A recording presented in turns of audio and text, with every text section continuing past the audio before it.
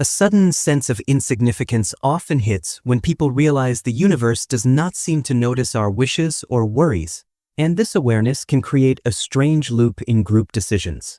Some members of a committee or voting group might act as if every small choice is huge, hoping their efforts will stand out against the silent cosmos, while others feel nothing they do matters, so they see no point in trying. This tension can lead to confusion, because one group pushes for dramatic changes to prove they exist, while the other group barely participates, convinced any outcome will be lost in the cosmic void. An example might be a neighborhood watch meeting. A few neighbors insist on elaborate plans to make their presence known, even if the problem is minor, whereas others skip meetings or cast votes without thinking, certain that no grand force is paying attention. The result can be a messy process where half the participants are almost frantic and the other half are apathetic. This paradox matters for understanding group decisions or voting because it shows how beliefs about cosmic indifference can push people into extreme positions, which in turn causes erratic outcomes. If everyone recognized that actions can still matter to those involved, even if they seem small in the eyes of the universe, they might settle on a more balanced approach. By doing that, groups can avoid both the frenzy of overcompensation and the slump of total indifference, and instead make decisions that address real needs here on Earth. In the end, remembering that we do have influence on our immediate surroundings, even if the stars remain silent, helps communities and organizations function more smoothly when it's time to vote or decide on something together. The short lifespan paradox. A rush of urgency often shows up when people remember life is short, yet this feeling can also cause them to freeze and do nothing, which creates a puzzling contrast in group choices. On one side, some voters or team members push for quick decisions, saying there is no time to lose, while others argue that since our brief existence barely leaves a mark, the entire effort might be pointless. One person could say, "We should pick a solution right now before our chance is gone," and another might shrug, "Why worry if we're all gone tomorrow?"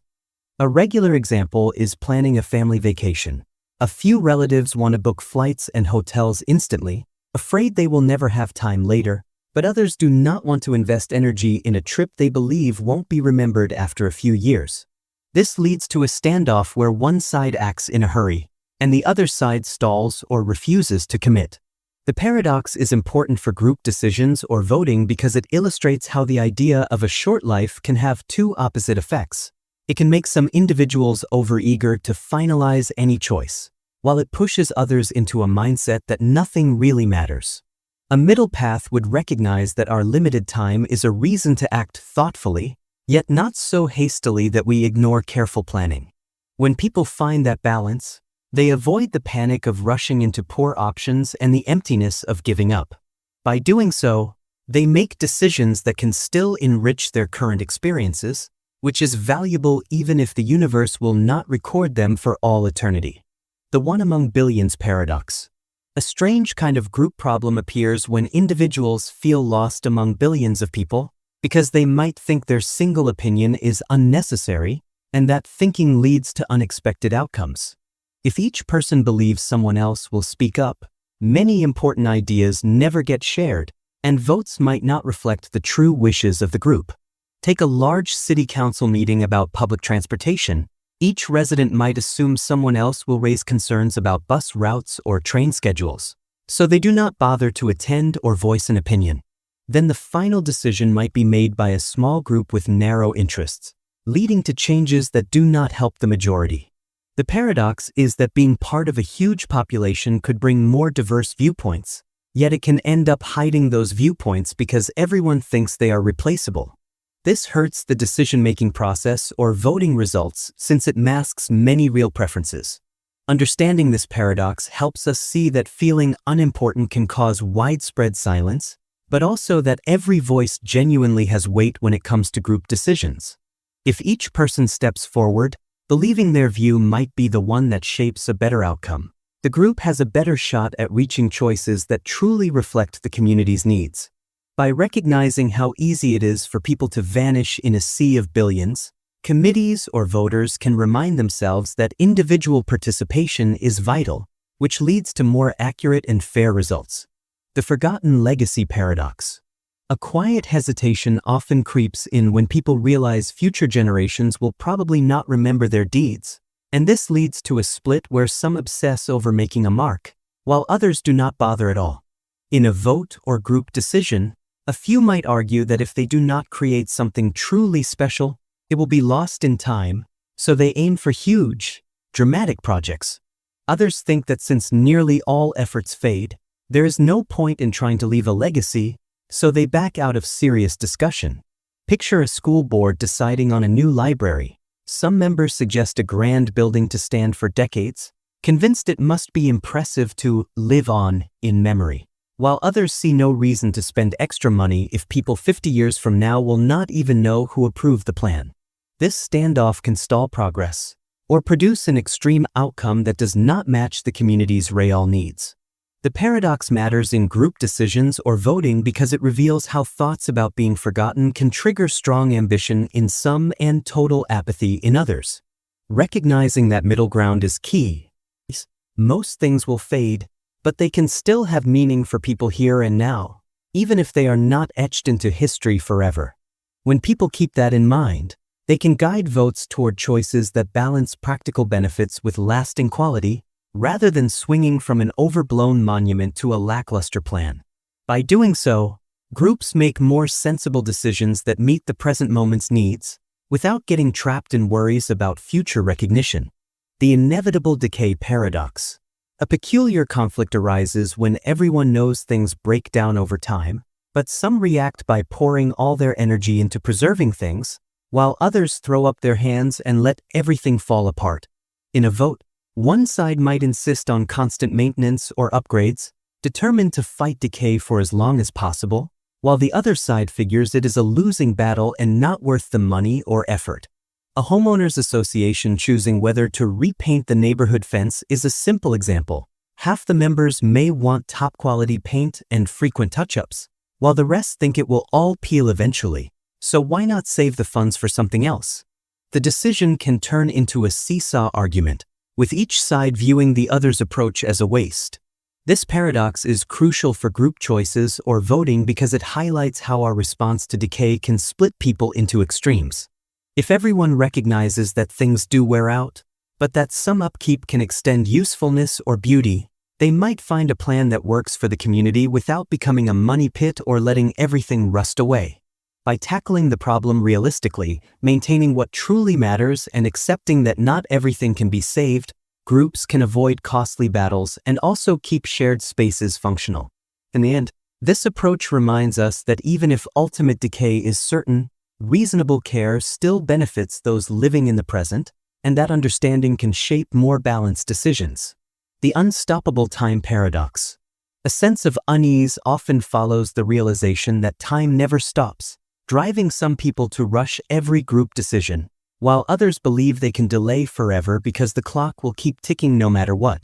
During a vote, one part of the team might scramble to pick an answer right away, claiming there is no time to waste, while the rest might think a few more days, weeks, or months will not matter. In a workplace setting, employees might try to finalize a project in record time, worried about missing a window of opportunity, whereas another group sees no reason to hurry since tomorrow will arrive either way. This difference can create tension, with each side feeling the other is careless or overly anxious. Understanding this paradox is important for group decisions or voting because it shows that people's views on time can push them to two extremes: frantic speed or never-ending delay. A healthy method balances both concerns, making sure that a vote or decision process moves forward without ignoring proper review. For instance, deciding on a new company policy might include firm deadlines, but also enough discussion to avoid sloppy mistakes. By doing this, groups do not get trapped in a cycle of rushing too fast or putting things off until they lose any chance to make a difference. Recognizing that time always moves on can motivate us to act in a thoughtful but timely way, which helps committees and voters arrive at results that are both prompt and carefully reasoned. The fading achievements paradox. A feeling of disappointment can set in once we realize even huge achievements eventually get overshadowed, and this can create a tug-of-war where one side wants to do something spectacular, while the other sees no reason to aim high. In a group vote, a few members might propose big, ambitious ideas, driven by the hope of being part of something that stands out, whereas others refuse to waste energy on large projects that will be overshadowed by future events anyway.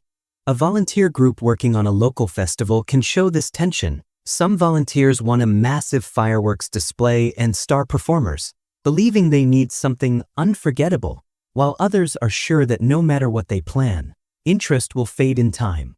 This clash can result in a deadlock, or in compromises that satisfy nobody. The paradox matters because it shows how thoughts of fading glory can push a group to extremes, either wanting a grand gesture that might be remembered or viewing all efforts as temporary and not worth it. A balanced view would accept that a special event can still bring joy and even leave a mark for a little while, even if it is not carved into history books. By seeing value in the present impact of group decisions, people can vote for ideas that are bold enough to make a difference now, yet not so grand that they become impossible to carry out. This approach helps avoid bitter debates and leads to more realistic, satisfying outcomes that benefit the group, rather than chasing a legend or ignoring any sense of achievement. The constant change paradox. A curious standoff often appears when people acknowledge that everything changes, but then divide into two camps. Those who want to keep things exactly as they are, fearing endless instability, and those who keep pushing for new ideas since nothing stays the same anyway. In a vote that cling to tradition, group might reject updates just to preserve comfort. While they embrace change, group sees no point in holding on, since each choice could be replaced by another soon. An everyday example could be an office discussion on switching to a new software system. One team resists any change because the next update might come soon, so why bother? And the other side wants the latest tools immediately because nothing remains stable in the tech world. This constant back and forth can stall progress or result in frequent overhauls that upset routine. The paradox matters for group decisions or voting because it exposes how our knowledge of ongoing change can lead to indecision or frequent swings between old and new. A thoughtful solution is to accept that change will happen, but also appreciate that some stability is good for efficiency and comfort. By doing so, groups can vote on updates that make sense in the near term, rather than freezing completely or switching direction nonstop. This balance helps people feel secure enough to adopt improvements without living in fear of tomorrow's changes. Understanding that nothing remains forever can encourage careful evolution, rather than stubborn resistance or reckless leaps, and that makes for healthier group outcomes in meetings and ballots alike. The cosmic scale paradox. A strange twist in group decisions appears when people notice how small we seem in the vast universe. Some react by treating every minor choice as world-changing, hoping to prove they matter, while others adopt a casual attitude, certain their votes will not matter much at all. This leads to a mixed approach where half the people try to find huge meaning in tiny details, and the other half barely engage. For instance, a group of friends might debate which restaurant to visit, with a few individuals arguing passionately about the importance of supporting local farms or global ethics, while the rest see the entire issue as too trivial to warrant deep reflection. That split in how they value the decision can leave them stuck or lead to an outcome no one truly likes. This paradox is essential for understanding group decisions or voting because it reveals how our sense of cosmic scale shapes participation. Believing we are tiny can make us either overstate our impact or give up before we begin. Recognizing this tension helps the group remember that choices can still matter in immediate ways, even if they do not alter galaxies. People can then pursue goals that bring tangible benefits, like supporting a community cause, without thinking their action is meaningless. By striking a balance between total indifference and overhyped significance, decision-makers reach conclusions that feel right for everyone involved. In the end, it reminds us that while we are small in the grand scheme, our combined actions can still shape what happens in our own neighborhoods and organizations. The evolution and extinction paradox. A deep sense of worry often follows the thought that species evolve or die out over time, and this can split a group into those who want to save the day with bold efforts and those who think there is no point in fighting nature's course. During a vote, one camp might press for large-scale changes, hoping to avoid any possible path to extinction, while the other sees it as part of life's cycle, believing we cannot outsmart nature, so resources are better spent elsewhere. A city council debating environmental policies can show this divide. Some members want strict rules and new programs to prevent harm, while others argue that nature adjusts on its own and worry that big changes cost too much without altering the outcome in the long run. This tension can create deadlocks or decisions that sway wildly from major interventions to complete inaction. The paradox matters for group decisions or voting because it highlights how different responses to the idea of evolution and extinction can shape policy or planning. One side pushes to ensure survival at all costs, and the other side shrugs at what feels like an unstoppable natural process. A clearer middle path respects nature's power while still doing what we reasonably can to protect our environment or community in the short and medium term. That way, groups do not fall into hopelessness or reckless spending and can make choices that help people right now. Recognizing this paradox in votes or meetings encourages more balanced discussions, reminding us that while the forces of nature are huge, our collective actions can still offer meaningful benefits for our own generation. The shifting values paradox. Groups often rely on shared values to guide their decisions, yet these values can change over time or even disappear, which creates an odd tension when people try to vote on what they believe is right. One generation may prioritize tradition and structure, while the next shifts to openness and innovation. This can lead to confusion in group settings, because members might cling to what they were taught, only to find that younger or newer participants see those ideas as outdated. Picture a local community council deciding on public art installations. Older residents might insist on classical statues and murals, remembering what they once admired, while younger voices support street art or digital displays that reflect current trends. Both sides are genuine in their beliefs, but the underlying values no longer line up. Over time, the tradition of favoring classical art may fade, replaced by different styles and meanings. People are left questioning whether they should support the old to honor history or embrace the new that resonates with emerging norms.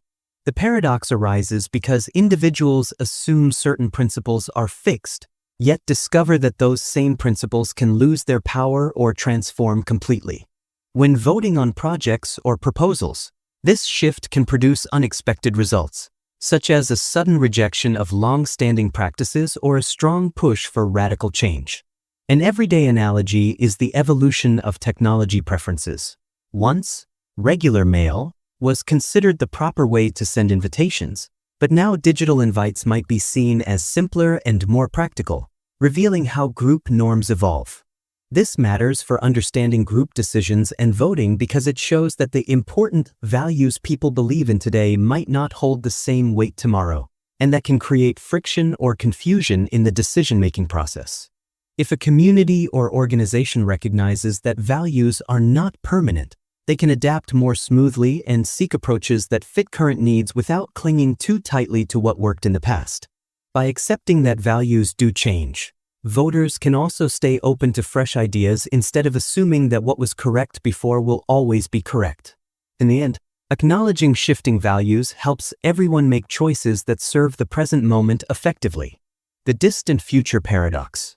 Some people feel that no matter what we do, the Earth will eventually be destroyed when the sun expands in the far future, and this thought can lead groups to two extreme positions. Fix everything now while we still can, or do absolutely nothing. During a community vote on energy regulations, you might see one part of the group urging strict rules to protect the planet, while others argue there is no point because in billions of years, Earth will be gone anyway. This clash can seem silly in everyday life, because it is about a problem so distant that nobody voting today will see it happen. Yet, that distance can actually fuel more passionate debates, as some decide to save what we can to leave a better legacy, while others believe that cosmic reality will undo all our efforts eventually. Think about a family saving money for generations down the line, even though the planet itself will not last forever. One sibling might say they should spend and enjoy life now, given that the end is inevitable, while another insists on long-term investments to secure a stable future. The tension arises because people interpret that final doom in different ways. One sees it as a reason to take urgent action, and the other as a reason to let go. In group decisions or voting, this paradox matters because it highlights how knowledge of an eventual end can either motivate intense problem-solving or complete resignation. If everyone believed the far future catastrophe was unchangeable, they might refuse to vote for environmental protection or large-scale planning. On the other hand, if some treat it like a countdown, they might push for radical measures.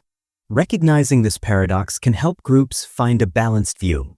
Yes, the far future may hold some unchangeable events, but there are still countless meaningful ways to improve life today and in the next few centuries.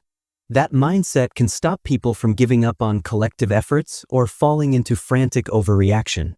As a result, communities can vote on practical steps that address current challenges without being paralyzed by the distant fate of the planet. The failed plans paradox. Decisions usually involve some plan of action, but it is unsettling to think that even the best strategies can fail for no clear reason. This can make one group push for very safe, minimal goals, while another group prefers to aim high regardless of the risk of failure. In a local business association, you might find certain members who only want guaranteed returns on any new investment because they fear random setbacks. Others are open to bold experiments, arguing that since failure can strike without warning, there is no point in playing it too safe. This clash creates a paradox. The very knowledge that plans can fail at any moment drives some to retreat, while it emboldens others to try whatever they please, because they believe there is no foolproof method anyway. A simple example is baking a new recipe for a potluck. One person might stick to something tried and tested, convinced that even that could go wrong unexpectedly, so why risk a complicated dish? Another person might choose a risky culinary experiment, thinking that if failure is always possible, they might as well go big. In group voting, such differing attitudes can pull decisions in opposite directions, especially when it comes to budgets or policies that require a level of uncertainty. People who fear random failure might shut down proposals that show any sign of risk, while the more daring crowd could push for large-scale innovations. Understanding this paradox is essential because it helps explain why groups sometimes end up with either very cautious or very ambitious outcomes, often missing a balanced plan.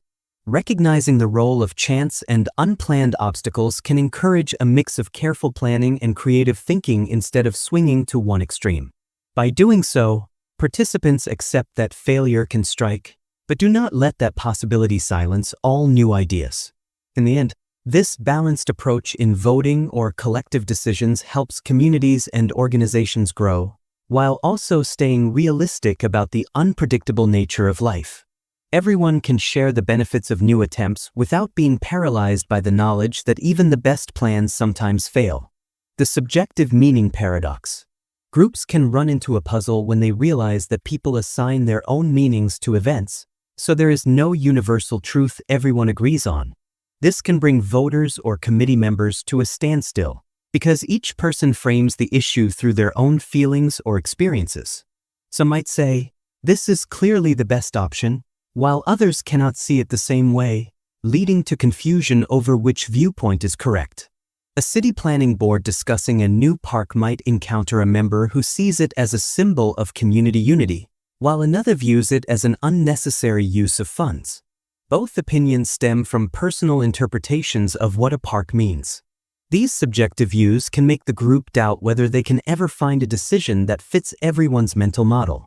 An example at home is two roommates looking at an unwashed dish in the sink. One feels it shows a lack of respect, while the other thinks it is just a casual oversight. Neither is wrong, but the conflict arises from how they give meaning to a simple plate.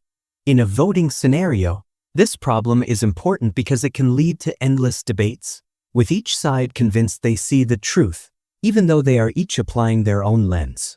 Being aware of this paradox allows people to speak more openly about their interpretations and search for a middle ground, rather than talking past each other. Accepting that meaning is often personal does not have to prevent a group from reaching a decision, but it does require a willingness to understand different viewpoints as equally valid. When they do, voters can form policies or solutions that respect various interpretations and still move forward.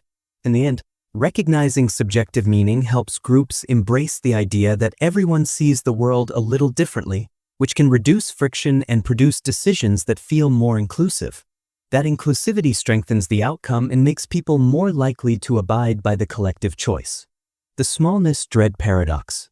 Some people get overwhelmed by the realization of how tiny we are in a vast universe, and this feeling can shape group decisions in strange ways.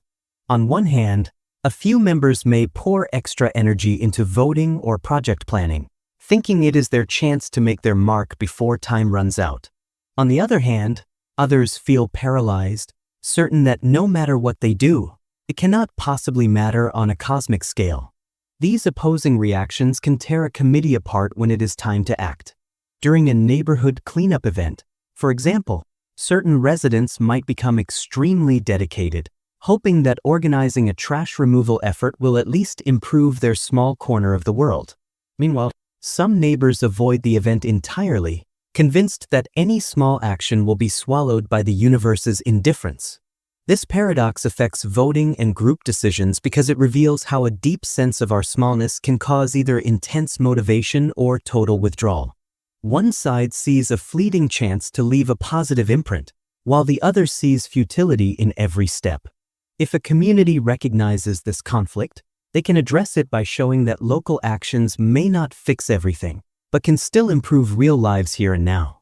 That practical view can bridge the gap between those who want to do something and those who think it is pointless. A shared belief that small steps still matter on a personal or community level helps keep people engaged, rather than driving them to extremes. In the end, acknowledging our smallness does not have to be paralyzing. It can encourage groups to focus on realistic, meaningful efforts that bring immediate benefits, instead of searching for cosmic justification. This middle ground approach helps committees, teams, or voters move forward, using what power they do have to make changes that are worthwhile to everyone involved. The trivial tomorrow paradox. Many have noticed that what feels urgent right now often becomes unimportant later, and this realization can split a group's decision-making process. Some members feel pushed to act quickly, convinced they must fix the issue while it seems dire, while others argue that it will not matter in the near future, so why spend energy on it? A workplace scenario highlights this problem when a team debates a new policy to handle a sudden crisis. A few employees want an immediate, detailed plan, thinking it is an all-important matter today, whereas another set of employees says the crisis will blow over soon, so there is no sense overhauling the system. This contradiction can stall any vote or push it toward a short-sighted choice. An everyday example is rushing to buy a pricey gadget because of a flash sale, only to realize a week later that the item was not essential. In group decisions, this pattern can lead to regret if time shows the urgency was overblown, or frustration if ignoring the matter causes bigger troubles down the line. Recognizing this paradox lets people weigh whether an issue is truly urgent or simply feels that way in the moment. A balanced approach might involve a quick but measured response, allowing for tweaks or a revisit later if the problem persists. That balance can keep groups from swinging to extremes of panic or laziness. This paradox matters for voting because it explains why some elections focus on what seems pressing at the time, sometimes missing deeper, long-term concerns. By keeping an eye on both immediate needs and the potential for future irrelevance, groups can make more thoughtful decisions that stand the test of time. In the end, understanding that today's crisis might be tomorrow's afterthought helps everyone avoid hasty mistakes, without slipping into complete inaction when a real emergency arises. The unreliable legacy paradox. Groups sometimes struggle with the idea that a legacy depends on other people remembering it, and those memories can fade or be distorted. One faction might believe that crafting a strong legacy should drive every vote or community project, hoping the future will celebrate their efforts. Another faction points out that memories are often lost or rewritten, so aiming to be remembered is a gamble. When a city council decides to build a monument, the first group wants to invest heavily for a lasting tribute, while the second group argues it may fall into disrepair or lose meaning within a few decades. Both sides are trying to do what they think is best, but they are guided by different beliefs about how reliable legacy is. An example is a family home passed down through generations. One part of the family cherishes it for its heritage, trusting future relatives to keep the story alive, while another set might prefer selling, convinced that nostalgia will fade or that future family members may not care. This paradox affects group decisions or voting because it highlights how trust in long-term remembrance can drive expensive, ambitious plans, whereas skepticism can prompt more practical, short-term choices. If a group acknowledges that human memory is fragile and prone to change, they may balance these ideas by building projects or policies that meet current needs first, while still allowing for meaningful traditions. In voting, it helps to remind participants that a perfect legacy cannot be guaranteed, but benefits for the present day can be more certain. By blending hope for the future with realistic knowledge that memories can vanish, groups avoid focusing solely on building a glorious image for generations that may never appreciate it. In the end, embracing this paradox pushes communities to aim for outcomes that matter right now, while leaving space for future people to shape what they inherit. The unclear suffering paradox. Groups can be thrown off when they face the idea that pain and suffering exist without a clear purpose, especially if some members see it as a sign that any positive change might be canceled out by new hardships. In a neighborhood planning session, certain people might argue that improving street safety is vital, while others doubt whether anything truly eases human problems, since suffering appears in new forms anyway. This doubt can create a cycle where some push for continuous upgrades and programs, and others say it will not truly solve deeper issues. It is like trying to fix a leaking roof, only to realize another leak may show up elsewhere. An everyday example is devoting money to charity, then learning about a new crisis that needs help. Some may feel motivated to give more, while others grow frustrated, seeing no end to it. This paradox matters for decision-making and voting because it can shape how invested people are in solutions. If a community believes suffering is random and unstoppable, they might ignore possible improvements, assuming it is all pointless. On the other hand, those who still want to minimize hardship could attempt many projects, sometimes clashing with the skeptics who see these efforts as drops in an ocean of problems. Recognizing this paradox helps a group find middle ground, understanding that while suffering may never go away completely, certain steps do bring real benefits to individuals and communities. By focusing on what can be fixed or improved in the near term, voters and committees can keep hope alive without feeling naive about the existence of ongoing pain. In the end, this balanced view shows that working on small solutions can make a tangible difference, even if it does not erase suffering from the world forever. The invisible struggles paradox. Sometimes, people feel their private hardships go unnoticed, and this can cause a strange effect in group decisions. A few might overcompensate by pushing their concerns to the forefront during voting, hoping to be seen and validated, while others might withdraw from the process entirely, thinking nobody cares anyway. During a company brainstorming session, one employee who feels ignored might dominate the conversation to ensure their ideas are heard, while a colleague quietly avoids offering any suggestions, convinced nobody would pay attention. This clash can harm the decision-making process by creating a lopsided outcome that reflects only the loudest or most assertive voices. An everyday example is a classroom discussion where a student who feels unseen becomes very vocal, while another student thinks their thoughts do not matter and remains silent. It is not that they have no ideas, it is that they believe nobody will notice them.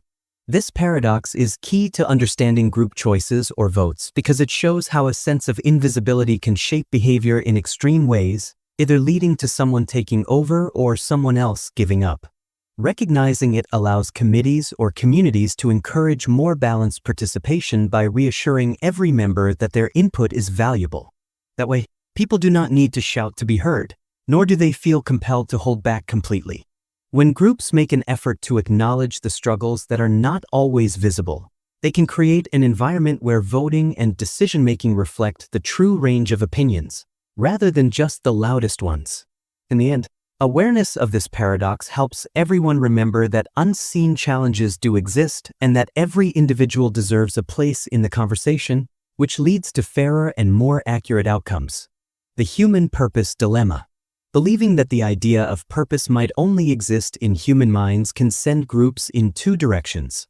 One side acts as if purpose is everything, and the other believes it is an invention that can be ignored. During a vote on long-term goals, some members may argue that achieving a meaningful outcome is the top priority, while others see the pursuit of purpose as a distraction from practical tasks. This can cause tension in planning sessions, because those who crave a sense of higher meaning might support visionary, idealistic projects, whereas those who are skeptical about purpose think it is better to focus on concrete, short-term needs. A simple household example is parents debating extracurricular activities for their kids. One parent might say it will give their child a sense of purpose and identity, while the other sees it as a time filler that might or might not matter. The paradox appears because both sides want what they believe is best, but they disagree on whether purpose itself is real or just a comforting concept. This matters for group decisions because it reveals that while some people need a sense of purpose to guide them, others are fine making moves based purely on immediate benefits. If a team recognizes that purpose might be subjective, they can include both approaches by setting plans that have practical advantages yet still feel meaningful to those who want a bigger vision. This blend often satisfies everyone enough to move forward without stalling on philosophical debates. In the end, the knowledge that purpose may only be in our heads does not have to cause complete disagreement.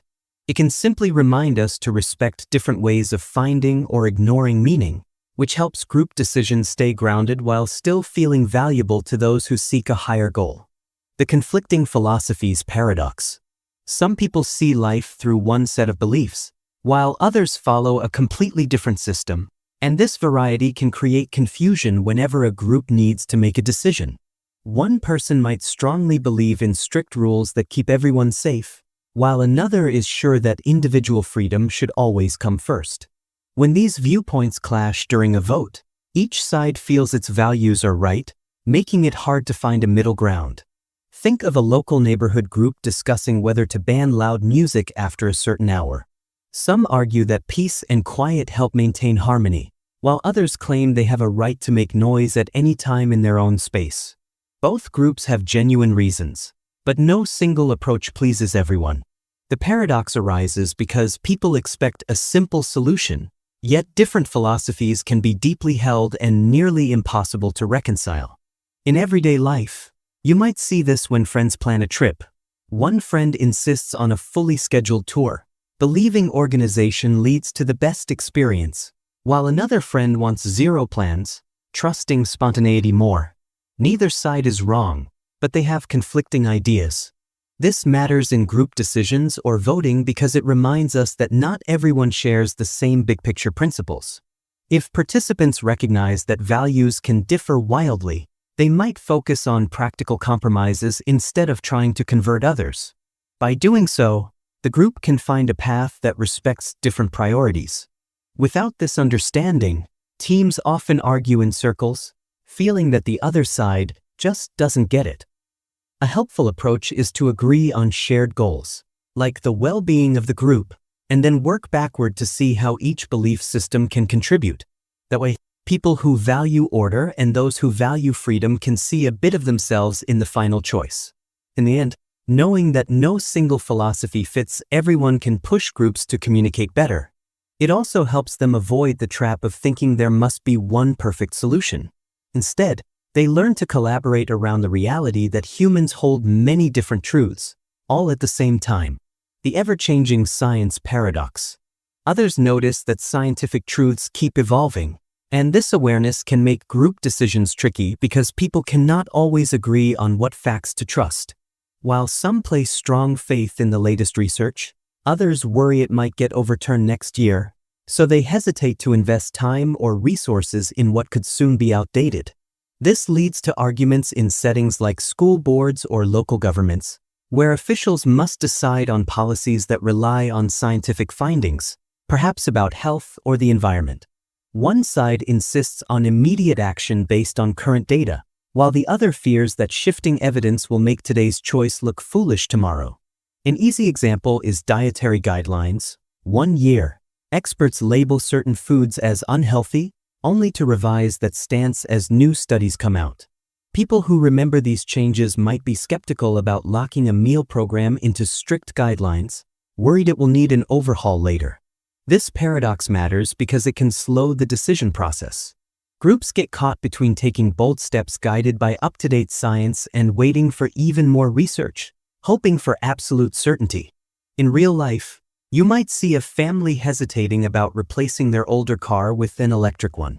Some believe it is wise because cleaner energy is the future, while others say technology could improve quickly, so it might be better to wait for a newer model. These delays or disagreements can stall progress. Recognizing the ever-changing science paradox can help groups find a balanced approach, staying informed about ongoing research but also accepting that no knowledge is set in stone. They can decide to act on the best information available now, with a plan to revisit their choice if major discoveries arise. That mindset leads to action rather than paralysis. It also reminds voters that no policy or decision is final forever, and that adjusting to new evidence is part of responsible planning. Overall, the shifting nature of science does not have to prevent groups from making good choices. It can simply encourage them to stay flexible and open to revisions. The tech solutions paradox. Plenty of people rely on technology to solve problems, while others argue that each new tool can create fresh issues, leading to tension in group decisions. A city committee might propose a high-tech system for traffic management, expecting it to reduce congestion, but skeptical citizens point out that modern technology can fail or require complex updates. One half of the group believes advanced solutions are always the way forward, while the other feels those solutions can complicate life and might not last.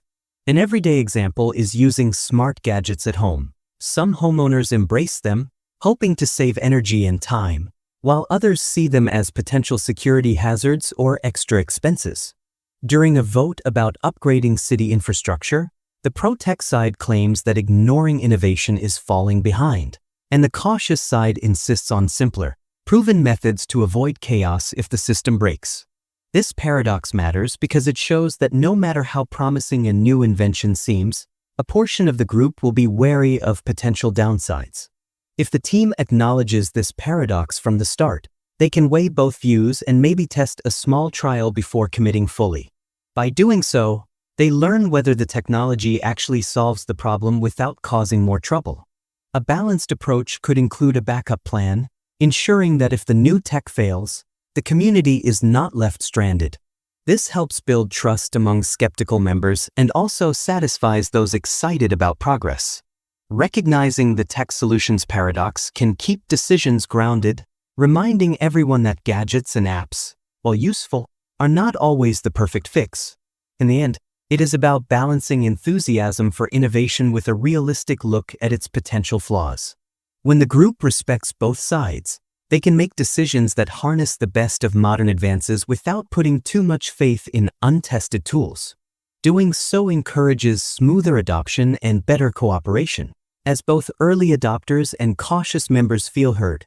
That is why it is crucial to see this paradox clearly when voting or setting policy around new technology. The hero-villain paradox. One surprising conflict in group decisions appears when heroic actions in one context might seem villainous in another. People in a community might celebrate someone who stands up to the authorities to protect neighborhood interests, yet label them a troublemaker in a different scenario if the same approach clashes with new goals. This leaves voters unsure whether to praise bold actions or condemn them, depending on whose rules or values are in play. An example might be a local protest leader who fights for cleaner water in a town. Residents call them a hero for facing big corporations. But if that leader later uses the same tactics to block a new grocery store that many want, critics might say they have gone too far. This paradox can lead to disagreements in meetings, as supporters see bravery while opponents see stubbornness. In everyday life, you might hear families argue about the right way to stand up for a cause. Some admire a relative's fiery speeches, while others think those methods do more harm than good.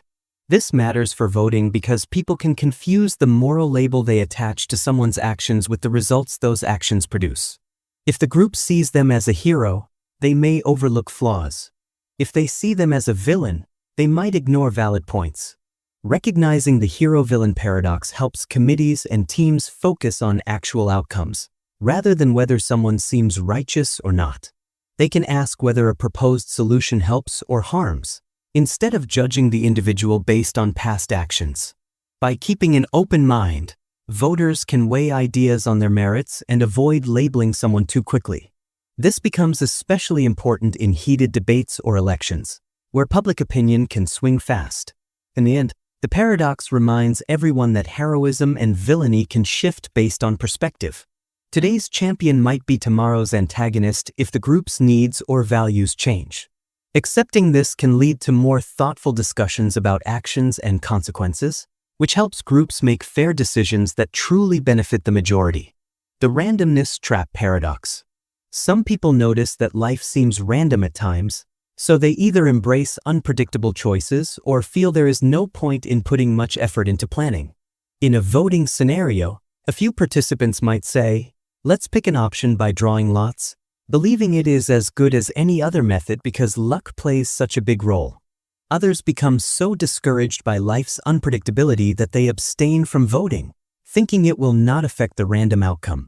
This creates a strange loop. A group that needs to make a choice ends up letting chance rule or avoids deciding altogether. An example is a club deciding which charity to support. One side says any charity is fine because it is all luck who benefits most, while the other side remains silent, convinced fate will do what it wants anyway. This paradox matters because it can prevent serious thought and discussion. If people assume everything is chance, then nobody invests energy in exploring better options or looking for evidence that one approach works better. In a more personal setting, imagine a friend group picking a weekend getaway. If half of them shrug and suggest picking a random place, and the rest skip the conversation altogether, they might end up somewhere that does not match anyone's preferences. Recognizing the randomness trap paradox helps groups see that while randomness can play a role, well-informed decisions still shape outcomes in a meaningful way. If they remain alert to the possibility of chance, they can plan for unexpected twists without giving up on strategy. A balanced path could allow for some flexibility or backup plans, but also encourage people to research and discuss options. That way, the group takes advantage of wisdom and data, rather than leaving everything to luck.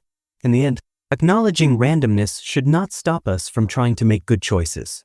It simply reminds us to be ready for surprises. When everyone sees that planning and insight still help, even in a random world, group decisions tend to be smarter and more satisfying.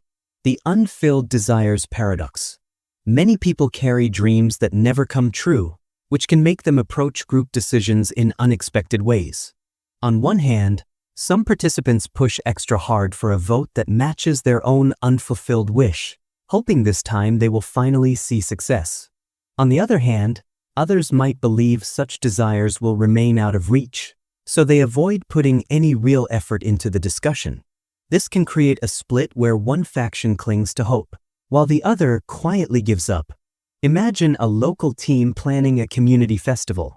Some members want to include a talent show because they always dreamed of performing on stage but never got the chance.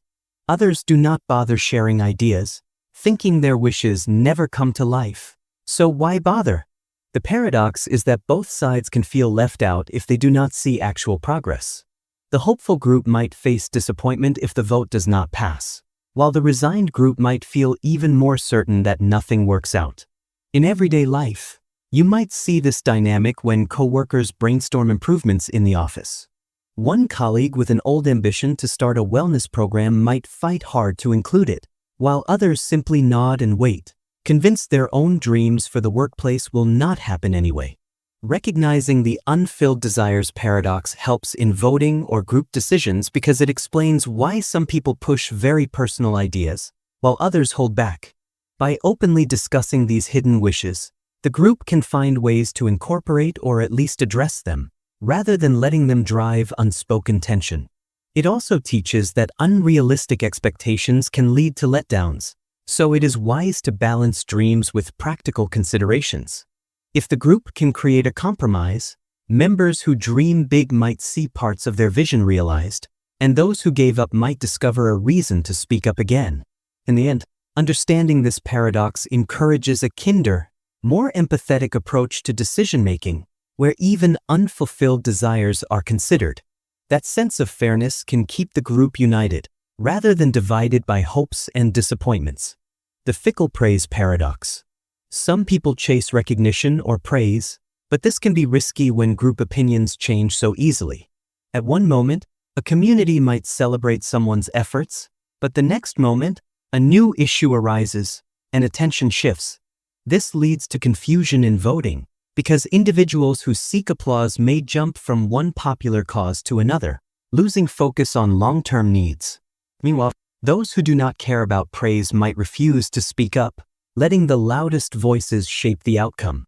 Think of a neighborhood setting where a person who once led a big recycling drive got a lot of compliments. Then, when the neighborhood's interests switched to planting trees, everyone turned their attention to the next big thing. That recycling leader might now race to become a tree planting champion, but does so for more praise rather than genuine commitment. Others, feeling overshadowed, might not bother offering new ideas. The paradox arises because praise can motivate people, yet it can also push them to seek short-lived admiration instead of genuine solutions. In everyday life, you might see the same pattern in social media trends. What is popular one week is forgotten the next. People who chase likes and shares end up shifting their focus all the time, never sticking to a consistent goal. This matters in voting because decisions might follow fleeting excitement rather than thorough planning. If a group notices this pattern, they can encourage real dedication to long-term results, rather than short-term applause. They might also create ways for everyone to be heard, not just those who get attention in the moment. By doing so, the group moves beyond surface-level popularity and finds solutions that last. In the end, the fickle praise paradox reminds us that crowds can be unpredictable, and seeking only applause can lead to unstable decisions. A balanced approach is to appreciate positive feedback but stay committed to the real purpose. Voters or committee members who understand this are more likely to stay the course, even if the spotlight drifts away, which benefits the entire group in the long run. The future scorn paradox. Groups sometimes celebrate certain ideas today, only to have future generations look back and wonder why anyone supported them. This makes some members cautious, fearing that what seems wise now might be ridiculed later. Others ignore that possibility, pushing full speed ahead with popular solutions, assuming they will stand the test of time. The paradox appears when both sides realize they could be proven wrong in the future, yet they still need to pick an option now. A local council deciding on architecture might choose a modern design that everyone loves, not imagining that in 20 years, it could look outdated or out of place. Meanwhile, a cautious faction might propose a plain, neutral style, worried about long-term trends but ending up with something dull. This split also happens with new technology rules. One day, controlling drone usage in a city might seem sensible, but future residents might find it too restrictive or entirely outmoded. Seeing this potential embarrassment can cause some participants to stall or compromise too much, leading to unclear solutions. An everyday example is clothing fashions. People might be sure that a certain style is timeless, only to cringe when they look at old photos a decade later. This matters for voting because fear of future judgment can paralyze groups that want to avoid being mocked by history. By recognizing the future scorn paradox, committees can accept that all choices carry some risk of becoming outdated. A helpful approach is to choose ideas that solve immediate problems effectively, while staying flexible enough to adapt if times change. Rather than pretending to predict the future perfectly, the group can keep open channels for revisiting or updating decisions. That way, they do not freeze in fear of looking foolish later, nor do they blindly assume their current plan will remain perfect forever. In the end, realizing that future opinions might shift helps everyone stay humble and open-minded. It encourages a voting process where people try their best with the knowledge they have, yet remain willing to revise their choices if the world moves in unexpected directions. The narrow recognition paradox. Groups often assume that their big achievements or decisions will be recognized by many, when in fact, only a small circle pays attention. This can make some people overestimate how much the outside world cares, leading them to push for grand projects that may not align with the group's actual needs. Others, feeling that no one outside their immediate circle will ever notice, might not bother contributing their ideas, assuming it makes little difference. A fundraising committee for a local school might pour hours into a flashy event, convinced it will attract attention and possibly media coverage, only to realize that most people in the broader town are unaware of it. The paradox is that believing in widespread recognition can inspire ambitious work, but it can also lead to disappointment when reality sets in. On the flip side, those who think no one cares might avoid serving on committees or offering help, creating a situation where only a few voices dominate. In everyday life, consider someone who writes a blog thinking it will go viral, while many potential readers never see it. This can leave the person either feeling deflated or focusing too much on popularity instead of quality. In a voting context, the same dynamic can cause teams to favor choices that look impressive in hopes of public applause, or cause others to drop out because they assume no one is listening. Recognizing the narrow recognition paradox helps groups see that their influence might be real, but not always massive. That does not mean their efforts are pointless. It just means they should tailor their actions to serve the people who are actually involved. By doing that, they can avoid wasting resources on trying to impress a wider audience that is not really paying attention. In the end, facing this paradox encourages committees, boards, or voters to concentrate on meaningful goals that benefit their immediate community. While it is nice to gain widespread notice, it is far more important that each choice truly helps the people right there, who do care and will be affected by the outcome. The fickle memory paradox. Groups sometimes forget that even their own memories change over time, which can affect how they view past decisions or experiences. One person might recall a decision as fantastic, while another remembers it as awful, and both believe they are correct. This leads to arguments about who is right about past events. In a committee or organization, these differing memories can create trouble when they need to revisit or update old projects.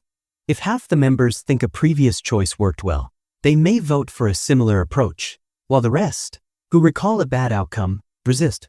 An everyday example could be relatives talking about a family vacation from years ago. One sibling remembers it as the best trip ever, but another is sure it was chaotic and full of arguments. Both remain convinced their version is accurate. This matters in voting because if a community or team cannot agree on what really happened before, they cannot easily learn from past successes or mistakes. Recognizing the fickle memory paradox helps people see that memories are not perfect records. Instead, each person's recollection is shaped by emotion, perspective, and time. A good approach is to keep clear notes, data, or records so future decisions are based on facts rather than faulty memories. When it comes to voting, committees might review old meeting minutes or outcome reports before deciding if they should repeat a solution. By doing this, they avoid fights about who remembers it right. Accepting that memory is fluid can also ease tensions. Rather than accusing each other of lying, members can understand that recollections often shift in small or large ways, and neither side is necessarily trying to mislead anyone. In the end, acknowledging this paradox encourages more careful tracking of results and clearer communication about past experiences.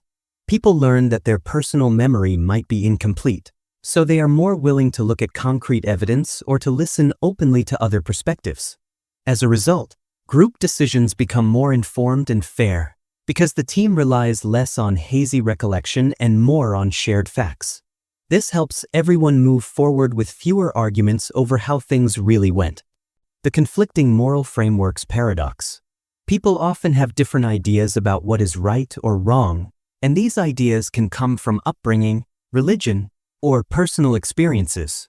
In a group setting, these moral rules can clash, making it hard to decide on a single path that everyone supports.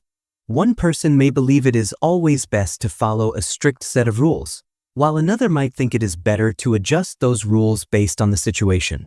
These differences can create frustration when a group tries to vote on a plan, because each side feels the other is ignoring what they see as moral truth. For example, a local committee might argue about whether to allow a new business that sells items some find offensive. Supporters say people should have the freedom to buy what they like, and opponents claim it violates a core moral value. Both arguments come from a place of deep conviction, yet they do not align.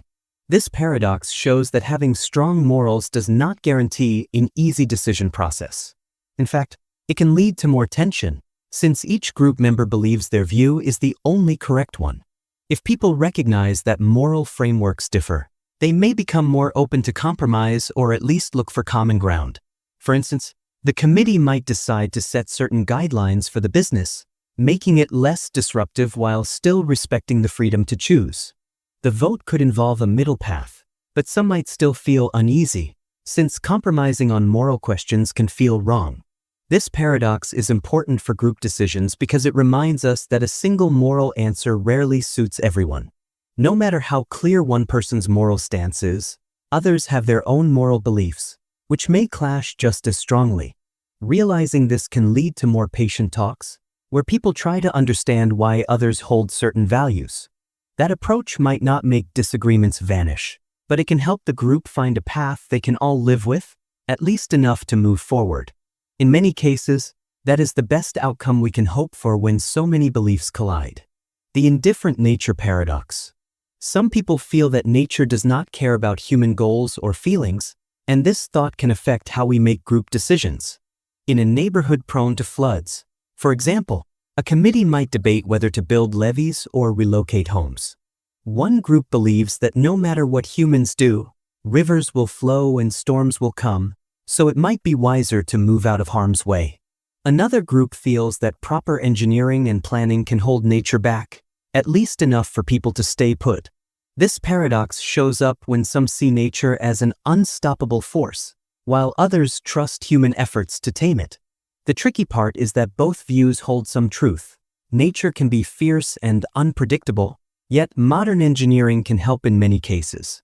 When it is time to vote, the group can split between those who say we should respect nature's power and those who say we can control our environment. These clashing opinions might delay decisions or lead to half measures that satisfy neither side. If people recognize that nature truly does not adapt to our wishes, they might cooperate more, using a mix of safe planning and careful development. They could try to build protection in realistic ways, while also accepting that some places are too risky to settle. This careful approach means respecting natural forces and using technology wisely. An everyday example is coastal towns facing rising sea levels. Some residents believe they should relocate inland because the ocean will keep rising, while others push for expensive barriers and pumps to hold the water back. The indifferent nature paradox is important in voting because it shows how different attitudes about our power over nature can shape decisions. If a committee refuses to see that nature follows its own path, they might rely too much on human solutions and suffer bigger problems later. But if they give up completely, they might miss chances to protect themselves with solid plans. By blending a respect for nature's might with a willingness to use the tools we have, people can find choices that stand a better chance of lasting. That balance can help a community move forward with greater unity. The limits of consciousness paradox. Many groups struggle with the idea that our minds might not grasp everything about reality, leading to disagreements when trying to make decisions. One person may insist they understand the big picture clearly, while another admits they only see part of it. This difference can cause conflict, because some believe human consciousness is limited and we should act with caution, while others think they have all the facts they need to move forward. In a team meeting about a complex issue, such as climate change or economic reform, one side might call for modest steps, saying our limited knowledge means we should not risk large moves. Another side, convinced they see the clear solution, wants drastic action. The limits of consciousness paradox appears when a group cannot agree on how much faith to put in our mind's ability to understand and solve problems. It matters for voting because if some voters think we see only a fraction of the truth, they may doubt bold plans. Meanwhile, Those who trust human intellect might label careful actions as timid or misguided. In everyday life, you could see this paradox when family members disagree on how to invest savings. One trusts expert advice, sure that the experts know best, while another insists experts can be wrong because nobody sees the whole market perfectly. The real challenge is finding balance between caution and confidence. Groups that respect our mental limits, but also value proven insights, often make steady progress. For instance, a local council might gather thorough research before passing an important policy, but also accept that there will always be unknown factors. This approach avoids reckless moves while not letting every doubt freeze action.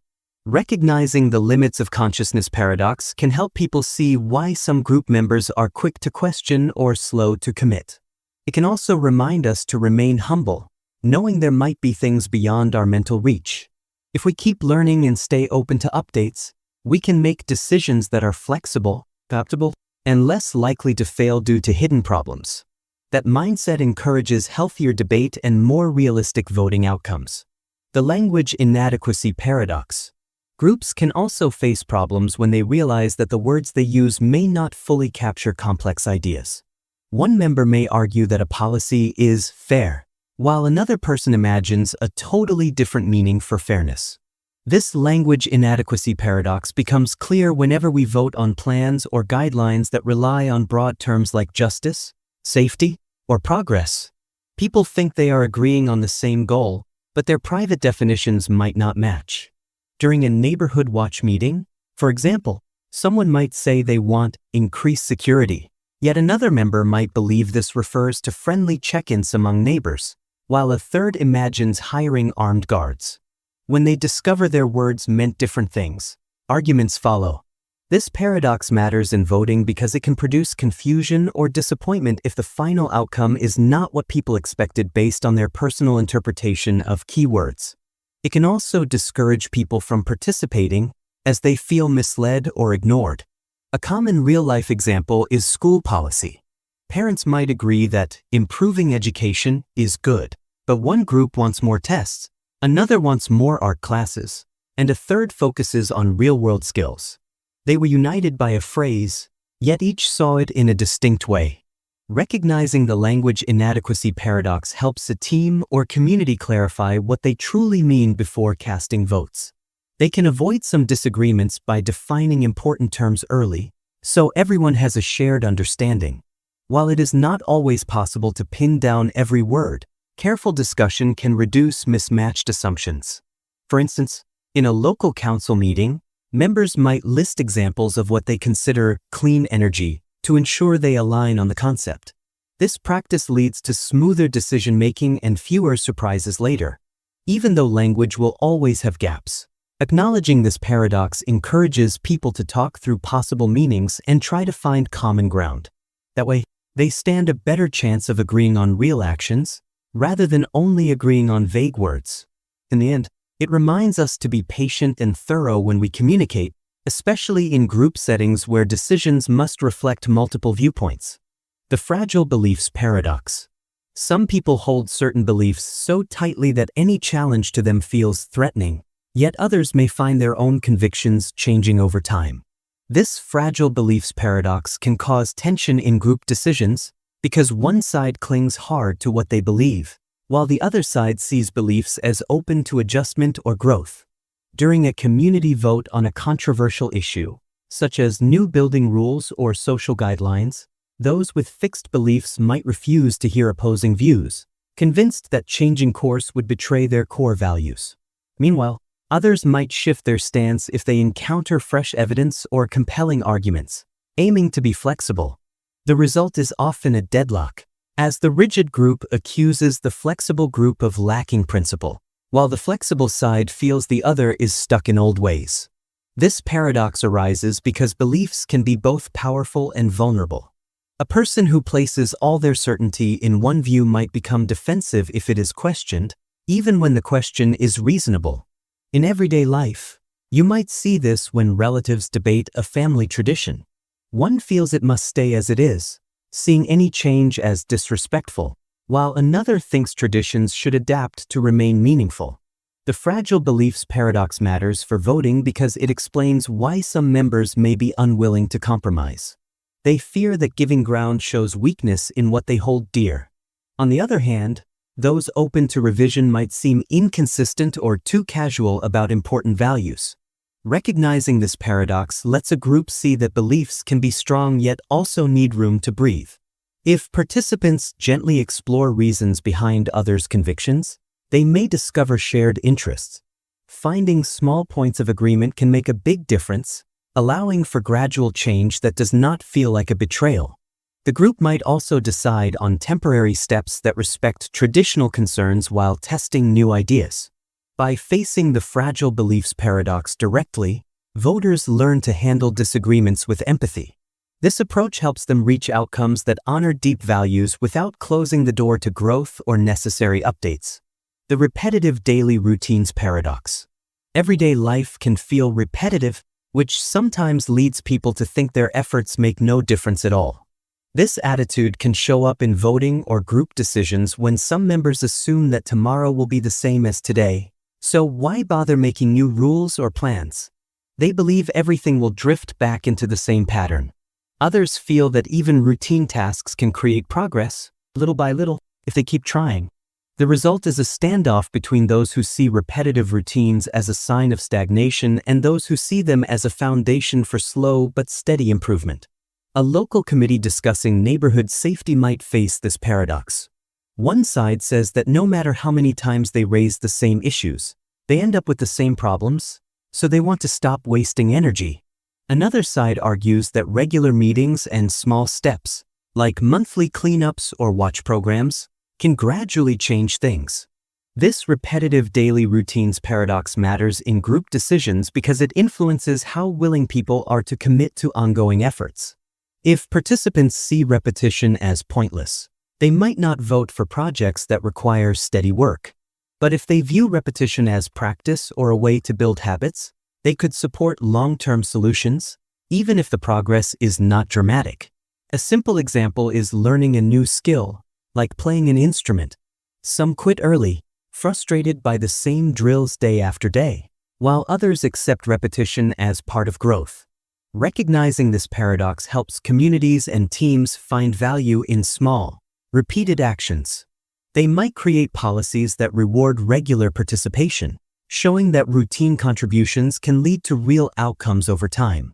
This approach helps people overcome the notion that repeating tasks is a dead end. Instead, it becomes a strategy for building something lasting. In the end, the repetitive daily routines paradox reminds us that progress is not always obvious or quick. By embracing the steady rhythm of day-to-day efforts, a group can see change happen slowly but surely, rather than dismissing routine as meaningless. It highlights that even simple habits can bring real transformation over time. The collapsing social systems paradox. There are moments when people fear that entire social structures, like governments or economies, could collapse, and this worry affects how groups make decisions. Some members might vote for strong measures to keep the system running, while others believe it is too fragile and will eventually fail anyway. This collapsing social systems paradox appears when one side tries to shore up the status quo, and the other side says it is only a matter of time before everything falls apart. During a community meeting about local resources, for example, one group might push for tighter regulations, hoping to avoid chaos if larger systems break. Another group might argue that trying to control outcomes is a waste of time because big problems like financial meltdowns or political turmoil cannot be stopped by small local rules. This can lead to a split where some prefer to plan for any worst-case scenario, while others believe their energy is better spent adapting day by day. It matters in voting because if people think collapse is near, they may not support long-term projects or improvements. They might see them as pointless if the bigger structure is doomed. On the other hand, those who have faith in stable systems might view doomsayers as overly negative. They feel that small steps can strengthen the community, even if the world seems uncertain. An everyday example is a family deciding whether to invest in home improvements during tough economic times. One sibling might say it is wiser to keep cash on hand because the market could crash, while another wants to go ahead with renovations, trusting that society will remain stable. Recognizing the collapsing social systems paradox helps groups handle these opposing mindsets. By acknowledging that uncertainty exists but also understanding that many systems keep running despite fears, voters can look for balanced choices. They might approve practical measures that offer short-term security and still build for a better future. That way, the group neither ignores possible collapse nor gives up on positive growth. In the end, being aware of this paradox keeps decision-making realistic and flexible, helping communities cope with both stability and the chance of sudden change. The cultural variance paradox. In many groups, people come from different backgrounds, each with its own customs and values, and this can make voting tough. One person might see a suggestion as rude or unacceptable based on their culture, while another sees it as normal or even polite. This cultural variance paradox comes into play when a community tries to form rules that suit everyone, only to discover that what feels right to one group feels wrong to another. A simple example is how people greet each other. Some cultures prefer handshakes, others prefer hugs, and still others might find any physical contact strange. Now think about this on a larger scale, like a school board deciding on dress codes. A style that seems respectful to some might seem overly casual or offensive to others. The result can be arguments where each side feels that their norm should be universal. This paradox matters in voting because it shows that no single set of guidelines will feel comfortable for every background. If one culture's tradition is used, it might leave others feeling overlooked or disrespected. By understanding that culture is varied, a group can look for compromises or at least ensure that decisions come with flexibility. For instance, if certain attire is unacceptable to one group, maybe the rule can allow for alternatives so everyone can follow the spirit of the policy. In everyday life, you see cultural differences in food preferences or holiday customs that can spark disagreements if people do not realize where those preferences come from. Recognizing the cultural variance paradox helps communities avoid forcing one set of customs onto everyone. Instead, they can talk openly about why each tradition matters. That conversation might reveal shared values, like respect or community well-being, even if the outward expressions differ. By focusing on these shared ideas, voters can shape rules that respect multiple traditions instead of favoring just one. This is vital for harmony in a diverse setting. Though perfect agreement can be hard, acknowledging various cultural norms leads to more inclusive decisions that people from different backgrounds can support. It reminds us that real unity respects and embraces differences instead of ignoring them. The finite relationships paradox. Personal bonds do not last forever, and this truth can create a dilemma when groups rely on close relationships to make decisions. People form friendships and partnerships, but over time, connections can fade, leaving important votes without the unity they once had. This finite relationships paradox becomes clear in a neighborhood committee where a few key members have known each other for years. Their strong bond helps them agree on projects quickly, until one moves away or becomes less active. Suddenly, the group loses that tight network, and new members may not share the same trust. The result can be confusion or conflict, because the old alliances no longer guide the vote. Some might try to cling to past connections, hoping to keep the group together by ignoring signs that those bonds have changed. Others accept that friendships evolve or end, so they push for more formal rules that do not rely on personal ties.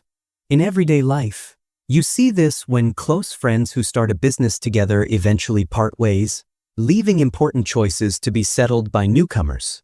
Voting on budgets, project directions, or expansions can become harder when the original camaraderie is gone. Recognizing the finite relationships paradox is important because it reminds us that relying too much on personal bonds can lead to problems once those bonds shift. A group might avoid creating proper structures or clear guidelines, thinking their friendship is enough to solve any dispute. But when a strong personality leaves or disagreements arise, the group can be left without a stable foundation. One way to handle this is to value friendship but also set up processes that work even if friendships fade. For instance, a committee can have written procedures for votes and conflict resolution. That way, The group does not collapse if a few key relationships weaken. Although it is natural to enjoy the benefits of close connections, people should remember that ties can change over time. In the end, accepting this paradox helps teams and communities plan for a future where bonds may shift. By balancing trust and structure, they can make decisions that outlast any single relationship. The uncontrollable future paradox. Groups often plan with the hope of shaping the future, but there is always a part of tomorrow that cannot be controlled. This uncontrollable future paradox shows up in voting when some members believe they can steer events with the right policies, while others argue that too many factors lie beyond human power. A local council might approve a big transportation project, expecting it to solve traffic issues for decades, only to face unexpected changes in population, economy, or technology that make their plan outdated. Some residents will blame the council for not predicting these changes, while others will note that no one can truly predict every twist. The tension grows when people debate how much energy to spend on long-term strategies versus short-term fixes. If they focus too much on future-proofing, they might invest in ideas that become irrelevant. If they ignore the long term, they might solve today's problems but create bigger ones later. This paradox matters in group decisions because it pushes voters to decide how certain they should be about future events. Those who want to control tomorrow may support ambitious, far-reaching projects, while those who see the future as uncontrollable might favor smaller, adaptable steps. You can find a simple example in personal finance. Some people invest heavily in retirement plans, trusting that stable markets will reward them, while others believe markets can swing wildly, so they keep money more liquid. Both sides have valid points, but they conflict on how to prepare. Recognizing the uncontrollable future paradox helps a group realize that nobody can lock in guaranteed success, no matter how brilliant the plan. A balanced approach might involve aiming for steady growth but leaving room for adjustments if conditions change. By combining foresight with flexibility, communities can avoid rigid strategies that fail when the world moves in unexpected directions. This mindset also keeps people from feeling hopeless, since they acknowledge that the future is not fully under their control, yet they can still make wise choices. In the end, it reminds us that group decisions should remain open to updates, because tomorrow can bring surprises nobody saw coming. The changing culture over time paradox. Cultures evolve, and ideas that seem firm today might be gone or transformed tomorrow. This can confuse a group when voting because people assume current beliefs will last. One person might be certain that a custom will remain popular, while another thinks it is only a passing phase. These clashing views can stall decisions or lead to tension about whether to preserve old traditions or embrace new trends. In a local council debate, some citizens may fight to keep a heritage festival exactly the same, insisting it defines the community. Others say the younger generation wants more modern activities, so the old style will eventually fade. Both sides share the same concern, preserving what feels important. However, it is not clear which approach will survive the test of time. When people realize that culture is always shifting, they may hesitate to invest in events or policies that might be outdated soon. Others believe that supporting any cultural activity is still worthwhile because it serves current needs, even if it changes later. This paradox matters for voting because it highlights our uncertainty about how traditions will hold up. A group might finally vote to keep the festival as it is for now, or they could try to merge new elements with old ones.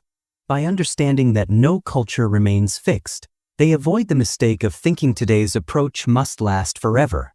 It also helps them accept that if something becomes unpopular in the future, they can adapt again. An example is when music styles shift. What was once the heart of a community's identity may feel dated a decade later. Recognizing this process helps groups plan in a flexible way, knowing culture can drift into something else. In the end, the changing culture over time paradox reminds everyone that traditions and community values are not carved in stone. They are shaped by the people who live them each day. Accepting that fact can reduce fear of change and make it easier to combine new ideas with older customs. This mindset allows a community to evolve naturally, rather than clinging too hard to a moment in time. The drifting apart paradox. When people connect and share goals, a group can decide things more smoothly. But as time passes, interests can move in different directions, making it harder to stay aligned on votes or projects. One neighborhood might unite to build a new playground, only to find that some residents later feel the need for senior programs instead. Others want more parking spaces. With so many changes in personal situations or preferences, the original unity can vanish. This drifting apart paradox shows that even successful cooperation can slowly unravel as group members' lives shift. A person who once worked tirelessly on the playground might now have teenagers and believe the funds should go toward a youth center. Another neighbor who recently retired might focus on adult education classes. Both concerns are valid, yet they clash with the old goals.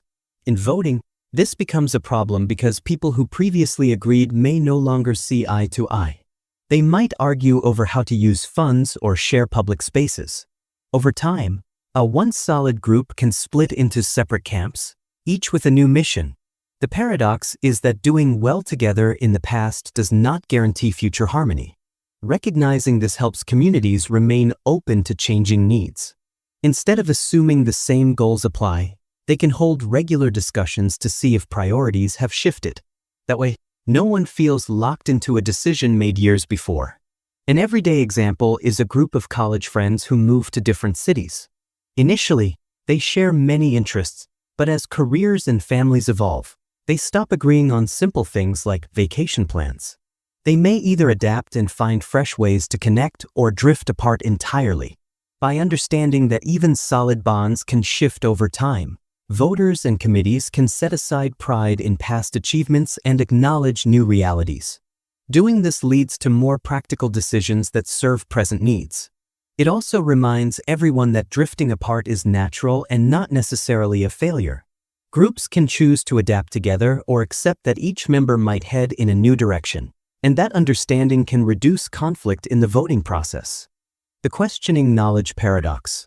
Sometimes people ask whether anything can be known for sure, and this can affect how a group votes or plans. One side might insist they have enough facts to act, while the other remains skeptical, convinced that all data could be flawed. This stance can cause paralysis in decision-making because those who doubt everything will hesitate to agree on a plan. Meanwhile, those who trust current knowledge wonder why the doubters hold back. In a city health board meeting, for example, officials might review studies about water quality. If some members question the reliability of every test, the board might struggle to approve a solution. Another example is a family deciding if their tap water is safe. One relative trusts the local report, while another believes there might be hidden contaminants the tests did not catch. This questioning knowledge paradox is important in voting because it shows how deep doubt can block action. If people believe no information is solid, they may avoid voting for even basic steps, fearing unseen flaws. Conversely, if people trust their data too much, they could overlook real weaknesses in their plan. A balanced approach is to accept that while total certainty is rare, we often have enough reasonable evidence to proceed carefully. Groups that recognize this can double-check sources, consult experts, and stay open to updates rather than waiting for absolute proof. By doing so, they can move forward without ignoring the possibility of new discoveries or corrections. In everyday life, you see this paradox when someone refuses to pick a product because reviews can be faked, or stands paralyzed about starting a business, worried their market research might be incomplete. Though skepticism is healthy, too much of it halts progress. When a group acknowledges that knowledge is imperfect but still useful, they can make informed decisions. They might set up a monitoring system to catch errors or adapt if new facts emerge. This approach respects the need for caution while keeping the door open for action.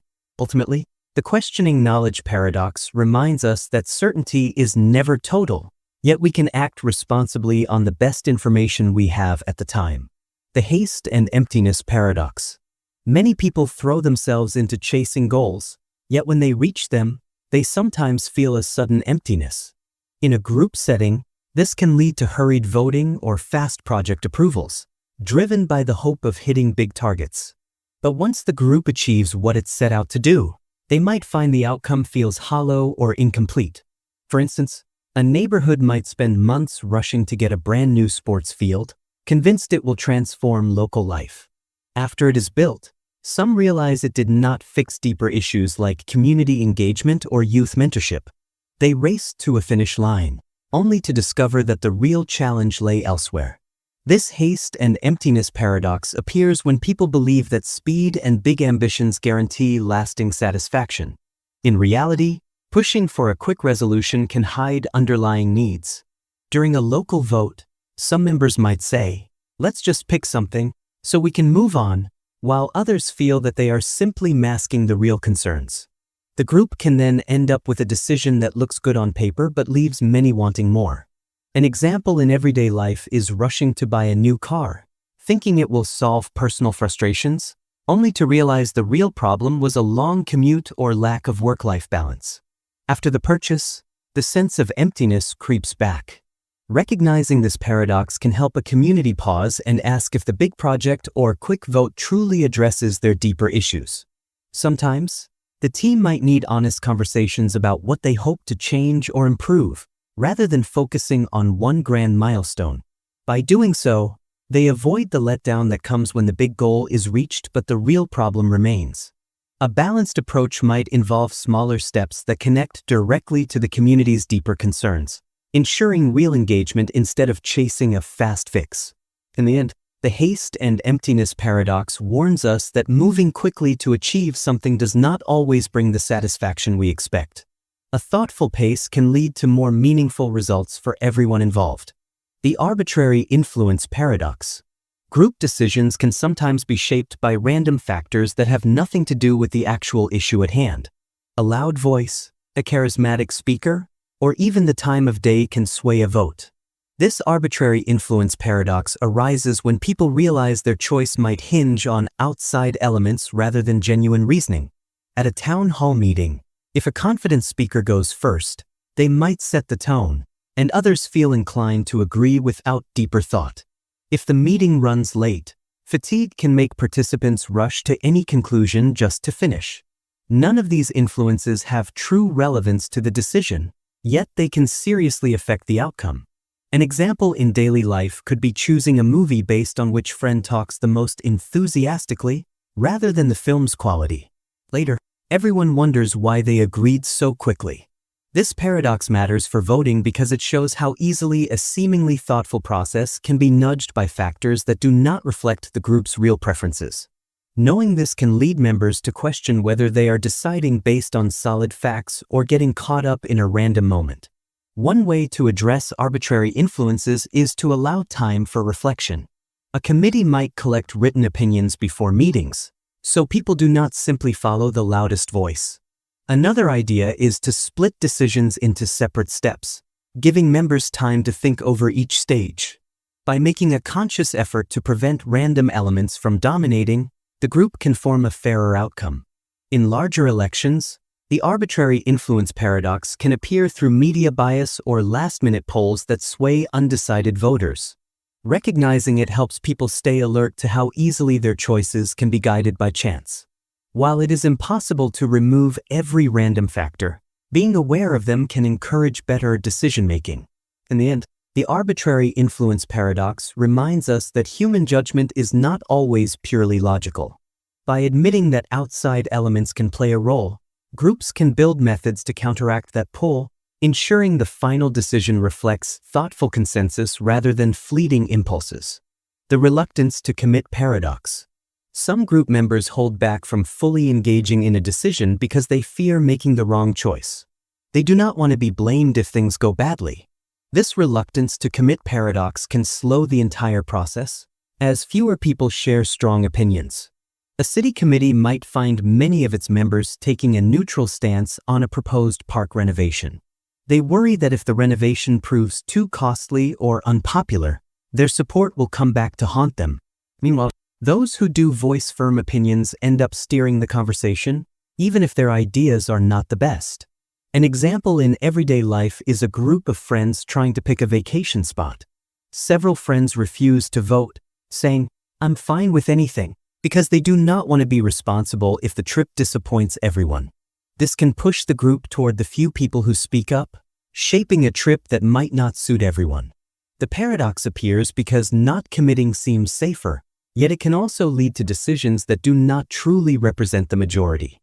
In a more formal setting, like a board meeting, if only a few individuals propose concrete plans, the rest might go along to avoid standing out, even if they secretly disagree.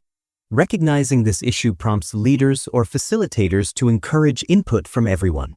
They might use anonymous voting or small group discussions to ease the fear of blame. When people see that their voices matter and that they are not alone in taking a stance, they may feel safer sharing ideas. Overcoming the reluctance to commit paradox is important for healthy group decisions because it ensures the outcome reflects the genuine opinions of many, rather than the boldness of a few. In the end, it reminds us that being part of a group means carrying shared responsibility. If members avoid committing, the group risks letting indecision or narrow views prevail, which can hurt everyone. By creating an atmosphere of trust and joint ownership, people can step up with honest thoughts, leading to choices that better serve the whole community. The nostalgia trap paradox. Groups often look back at the good old days and may try to recreate that feeling through their votes or plans. Yet, those memories might be selective, and trying to relive them can overlook the real needs of the present. This nostalgia trap paradox arises when people push for ideas that appear to bring back a simpler, happier time. They might ignore that certain problems of the past were never solved or that society has changed, making old solutions less effective now. In a community discussion about reviving a local festival, some might say it used to unite everyone, so it must do so again. Others realize the population has grown and new interests have emerged, so the old festival format might not fit anymore. The paradox is that yearning for old times can blind people to the current situation. An everyday example could be a workplace where employees miss how things used to be when the company was smaller. They want to go back to those days, forgetting that now there are more customers and a larger team, meaning those older methods might cause chaos.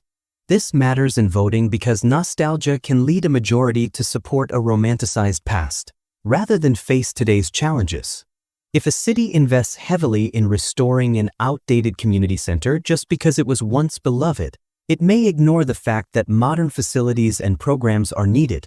Recognizing the nostalgia trap paradox can help groups ask whether their warm memories align with present realities. They can weigh the pros and cons of reviving old ideas and see if an update is necessary. Maybe they can capture the spirit of what made the past special but adapt it to new circumstances. By balancing respect for history with practical needs, the group avoids wasting resources on something that no longer fits. The key is to remember that past success does not automatically guarantee success now.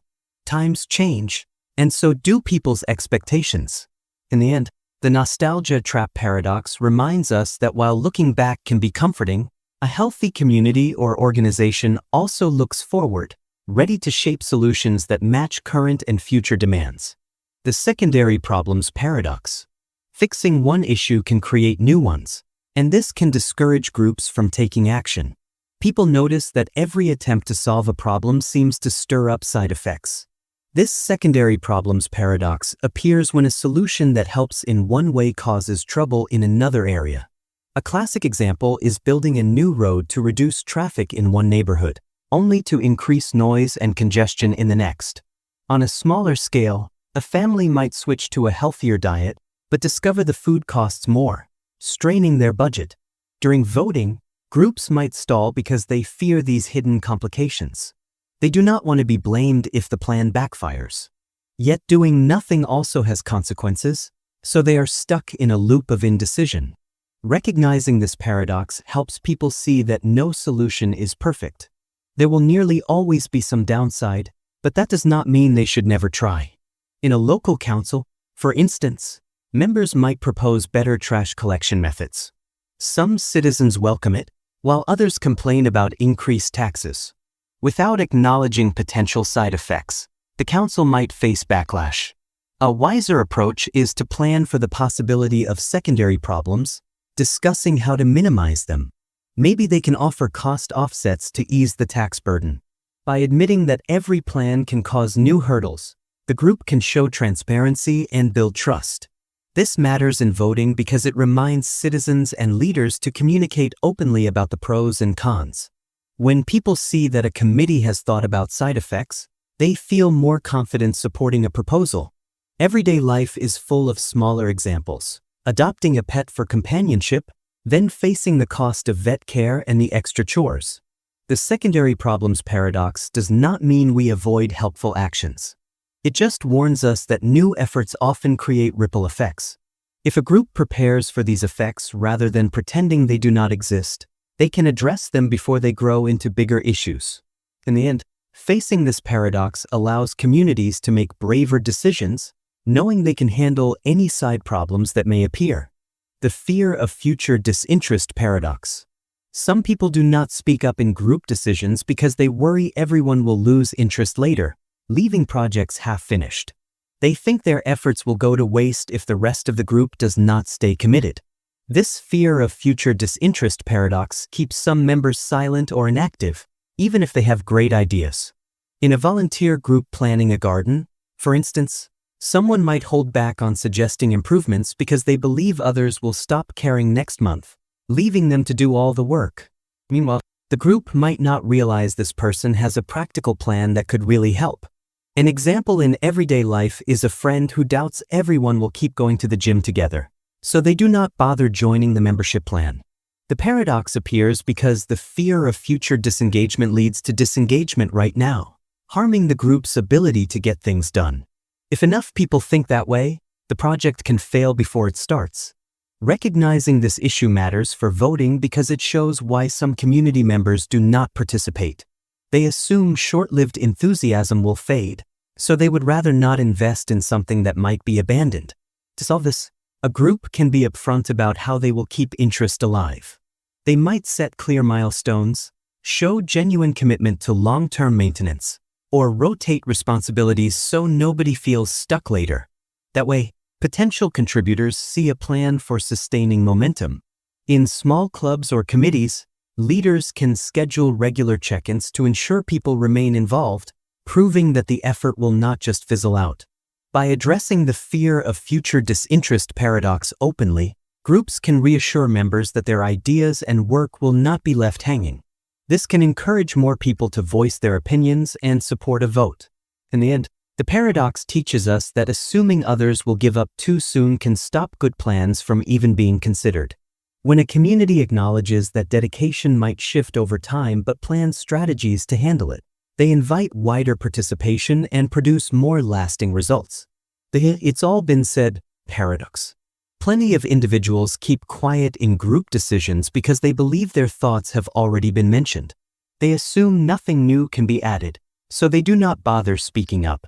This "it's all been said" paradox shows how people unintentionally silence themselves, even if their angle on the issue is unique. During a public forum about improving a local library, many might avoid taking the microphone, thinking their suggestion for better lighting or extended hours must have already come up. In reality, fresh details or personal experiences can enrich old ideas. For instance, someone with mobility challenges might have specific insights on how to make the library more accessible that nobody else considered. When people withhold such input, the final decision may lack important points. The paradox becomes clearer in smaller settings too, like a family discussing weekend plans. Each member might remain silent, figuring they have nothing new to add, only to find out later that nobody raised a simple suggestion that could have satisfied everyone. Recognizing this matters for voting because it reveals why certain perspectives never reach the table. If individuals believe all ideas are repeats, they may not realize how their personal viewpoint could shift the group's understanding. One way to counter this is for groups to encourage each person to speak, even if it seems like the same topic.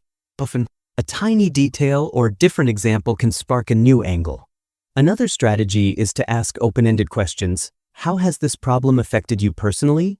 Or what detail about this plan might we have overlooked?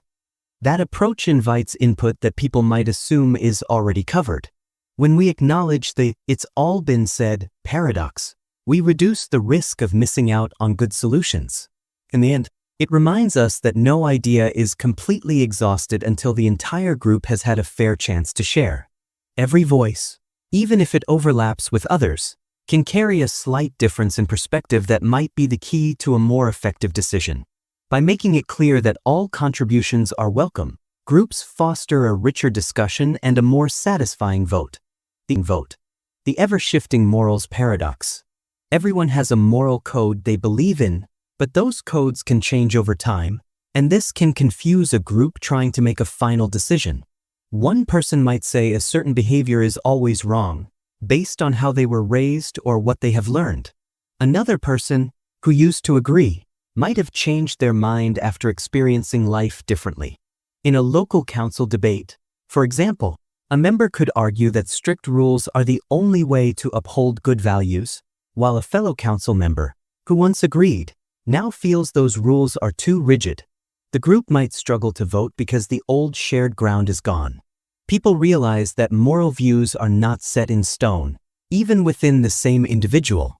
This can create tension, as some wonder if anyone truly stands for anything if beliefs can shift so much. On the other hand, people who have changed their moral stance often feel they are simply growing or adapting to new insights. An everyday example might be someone who once felt strongly against certain music lyrics, but now, after meeting artists or seeing fans find joy in it, they become more open. This paradox matters for group decisions because when moral ideas keep shifting, the group cannot rely on past agreements. It might also be harder to predict who will support which choice when the vote comes. Recognizing that morals can evolve may encourage more open discussions, since everyone knows a rigid stance is not guaranteed to stay the same. The group could decide to approach disagreements by asking what caused the change in beliefs, hoping to find areas of overlap. By accepting that each person's moral compass might turn over time, the members can plan to revisit decisions regularly, instead of assuming one vote will last forever. They might also allow room for test periods, so people can see how a policy works in real life, then reconsider it later. In the end, the ever-shifting morals paradox reminds us that moral certainty is often temporary. If a group stays humble about this, they might handle changes with less friction and find a more flexible way to govern together. The unclear boundaries paradox. Groups often rely on boundaries to stay organized, yet these lines can blur when people have different ideas of where one role ends and another begins. A board might divide tasks between finance, marketing, and community outreach, but in practice, these areas overlap. Someone in finance might need to speak about marketing costs, while someone in outreach might handle financial questions from the public. This can cause confusion about who is truly in charge of what. Some members like clear walls between responsibilities so they know exactly what to do, while others think a bit of overlap helps the group adapt to changing needs. The paradox appears when too much overlap leads to chaos, yet strict boundaries limit creativity. In a family context, parents could argue about who manages chores or finances, and the lines can get messy if each parent's role is not well defined. But if they set very firm rules, they might not adjust well to new situations, like a sudden shift in work hours. This paradox matters for voting because people might disagree on who even has the right to vote on certain issues, or whether a particular matter belongs under one committee or another. When boundaries are unclear, decision-making can stall. On the other hand, if boundaries are too rigid, the group might miss the benefits of teamwork across different areas. Recognizing this issue helps members see that they need a balance. Enough clarity so everyone knows their main duties, but enough flexibility to handle changes and share ideas. One approach is to define basic roles but allow any member to bring in outside help if tasks cross into another area. That way, boundaries exist yet do not become walls. It might also help to schedule regular check-ins to see where roles should be updated. By openly talking about boundaries, a group avoids arguments about who should or should not speak or vote on a given subject. In the end, the unclear boundaries paradox reminds us that strict lines can reduce confusion but block growth, while no lines can create flexibility but lead to disorder. With care, teams can find a middle path that keeps them both organized and open to collaboration. The fragile confidence paradox. Some people seem very sure of themselves, but their confidence can break quickly if they face unexpected setbacks, creating a confusing pattern during group decisions. When they feel on top of things, they speak strongly and persuade others to join their side. But if a small problem appears, that same confidence might disappear, leaving them doubting every choice. This makes it hard for a committee or a team to rely on their leadership because they do not stay steady under pressure. In a homeowners association, someone with fragile confidence might push a big landscaping project, acting certain it will improve property values. Then, if the first quotes from contractors come in higher than expected, they might panic and switch to a smaller plan without much discussion. Other members may be left wondering whether that person's initial proposal was well thought out or just driven by a passing sense of certainty. An everyday example is a friend who invites everyone on a camping trip, claiming it will be the best weekend ever, but as soon as the weather forecast looks bad, they consider canceling everything. They move from one extreme to the other, confusing the group. This paradox matters for voting because a person with fragile confidence can lead others to vote for something, only to abandon it at the first hint of trouble. Recognizing this pattern helps the team see that strong words do not always mean true stability. They might suggest that decisions be made with more data or that big plans include backup strategies. By doing so, the group can avoid relying solely on one person's mood or momentary self-assurance. A practical step is to have multiple members review the plan and present potential risks before moving forward. That way, if a setback does occur, they are prepared. In the end, the fragile confidence paradox reminds us that bold talk can hide shaky resolve. When communities or teams learn to spot this, they can support each other more effectively, making decisions that do not collapse just because of one unexpected obstacle. This approach leads to steadier outcomes, even if initial enthusiasm wavers. The words versus actions paradox.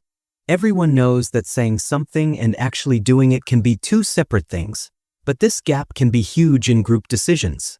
A person might promise to support an idea, yet fail to show up when it is time to vote.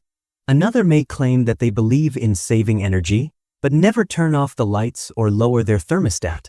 This difference between words and actions can cause frustration for a team or community trying to make real progress.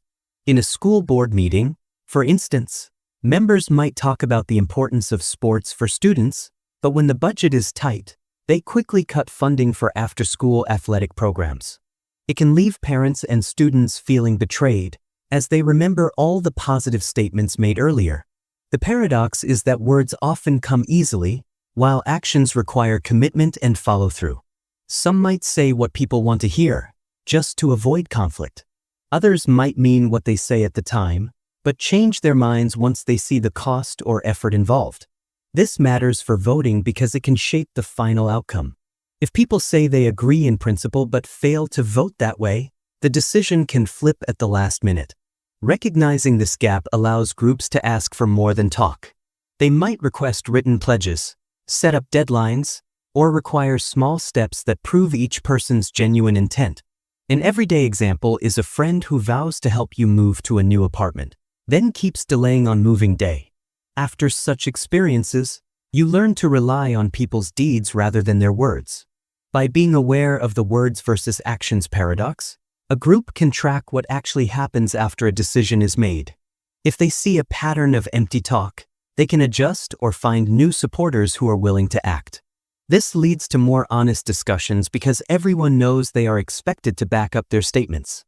In the end, bridging the gap between words and actions builds trust and helps the community accomplish real goals instead of getting stuck in endless promises.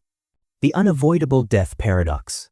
People understand that everyone will die someday, but this knowledge can influence group decisions in surprising ways. Some feel driven to achieve something big right away, so they push the group to agree on grand plans. Others believe that since life ends no matter what, there is no point in wasting energy on major efforts. This split can cause conflict during a community vote, as one side wants to leave a mark, while the other sees it as a futile pursuit. Think of a community center project. One group might argue that building a large, impressive facility gives meaning to their limited years. Another group could say it is not worth the cost, since no building lasts forever, and everyone involved will be gone eventually. This unavoidable death paradox can stall decisions because it digs into deeper human fears. People react to mortality in different ways. Some want to do as much as possible, and others see it as pointless to fight time. An everyday example is a coworker who keeps taking on extra tasks, thinking they should do all they can before they are gone, while another colleague quietly does only what is required, believing that none of it matters in the end. When a group tries to decide on goals, these two perspectives can clash. Recognizing this paradox helps everyone see that life's finiteness can inspire or discourage. If a committee understands this tension, they can talk openly about the personal reasons behind each approach. Maybe they will agree on a project that is meaningful enough to feel worth doing, yet practical enough not to drain all resources. They might also decide to respect each person's viewpoint without forcing a single grand vision. By acknowledging that death affects motivation in different ways, a team can avoid judging one side as lazy or the other as obsessed. They focus instead on finding a middle path that satisfies both the desire to leave an impact and the caution about spending too much time or money. In the end, the unavoidable death paradox reminds us that awareness of life's end can lead to opposite reactions, and group decisions work better if everyone understands those feelings. The temporary wins paradox. Some victories last only a short time, and this fact can make group members wonder if their efforts are worth it.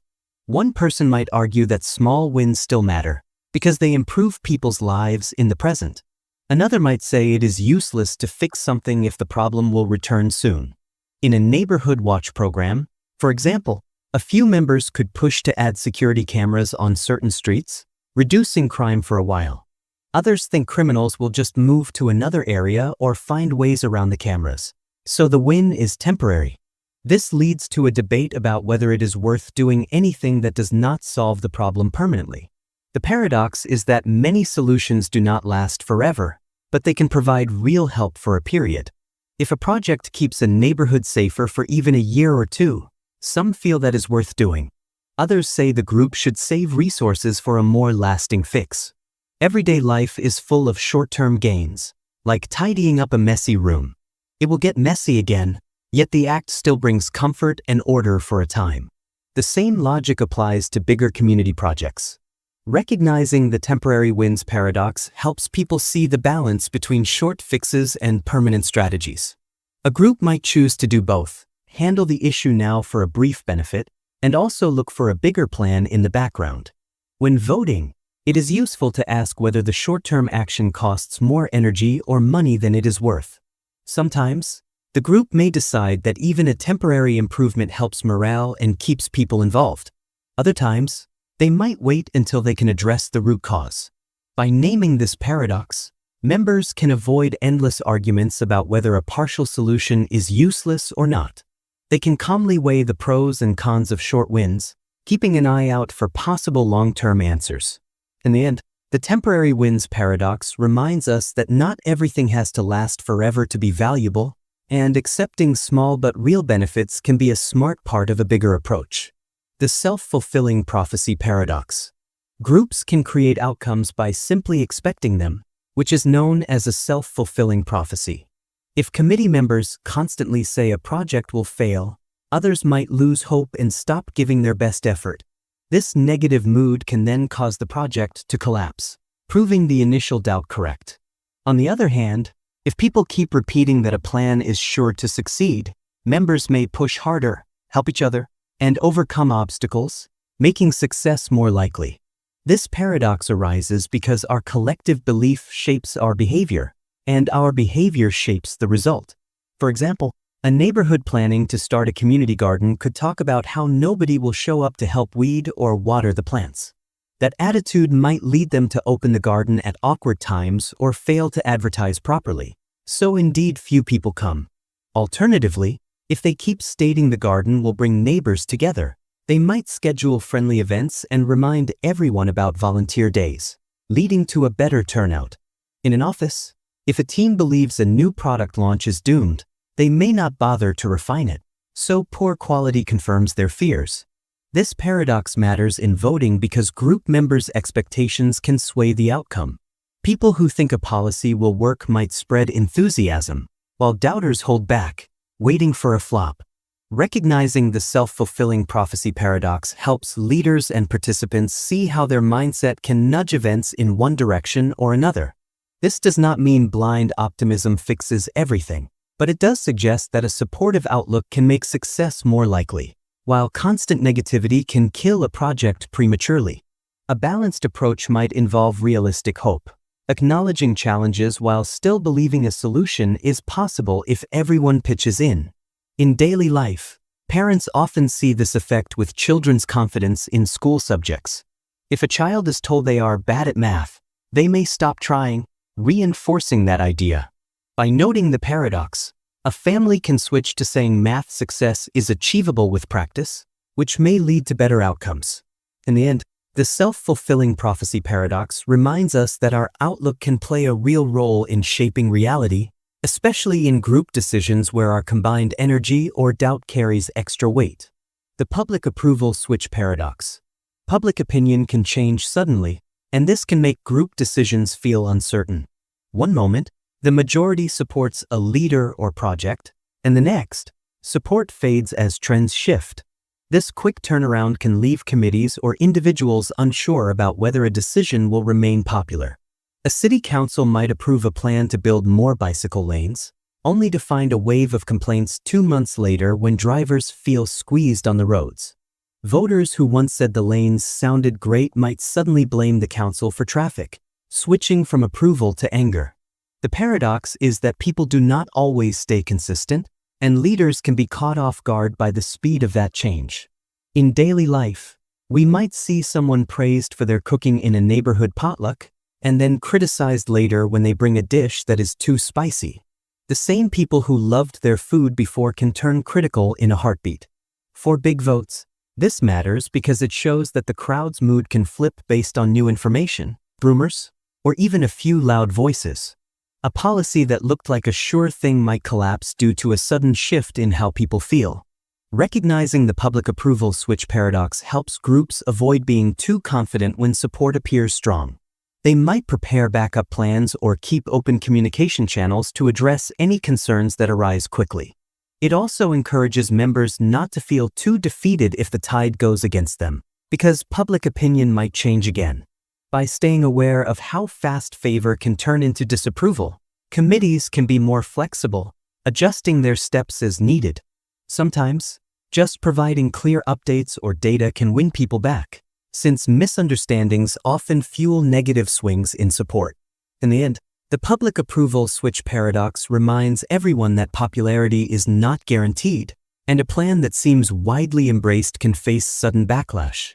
Groups can cope with these shifts by listening to feedback, making small adjustments, or explaining decisions better. That approach may help keep support more stable or at least help the group handle the ups and downs without panicking. The identity ties paradox. People often link their sense of self to a cause or group, and this attachment can affect how they vote. If someone's identity is wrapped up in being a green advocate, they might always push for environmental rules, even if those rules conflict with other important issues. Another person might tie their identity to defending local businesses and oppose anything that seems to threaten them, regardless of broader benefits. This identity ties paradox can create stubborn blocks, because giving in might feel like losing a part of who they are. During a community meeting about road expansions, for instance, someone who deeply sees themselves as a protector of green spaces might reject any new construction, fearing it will destroy trees.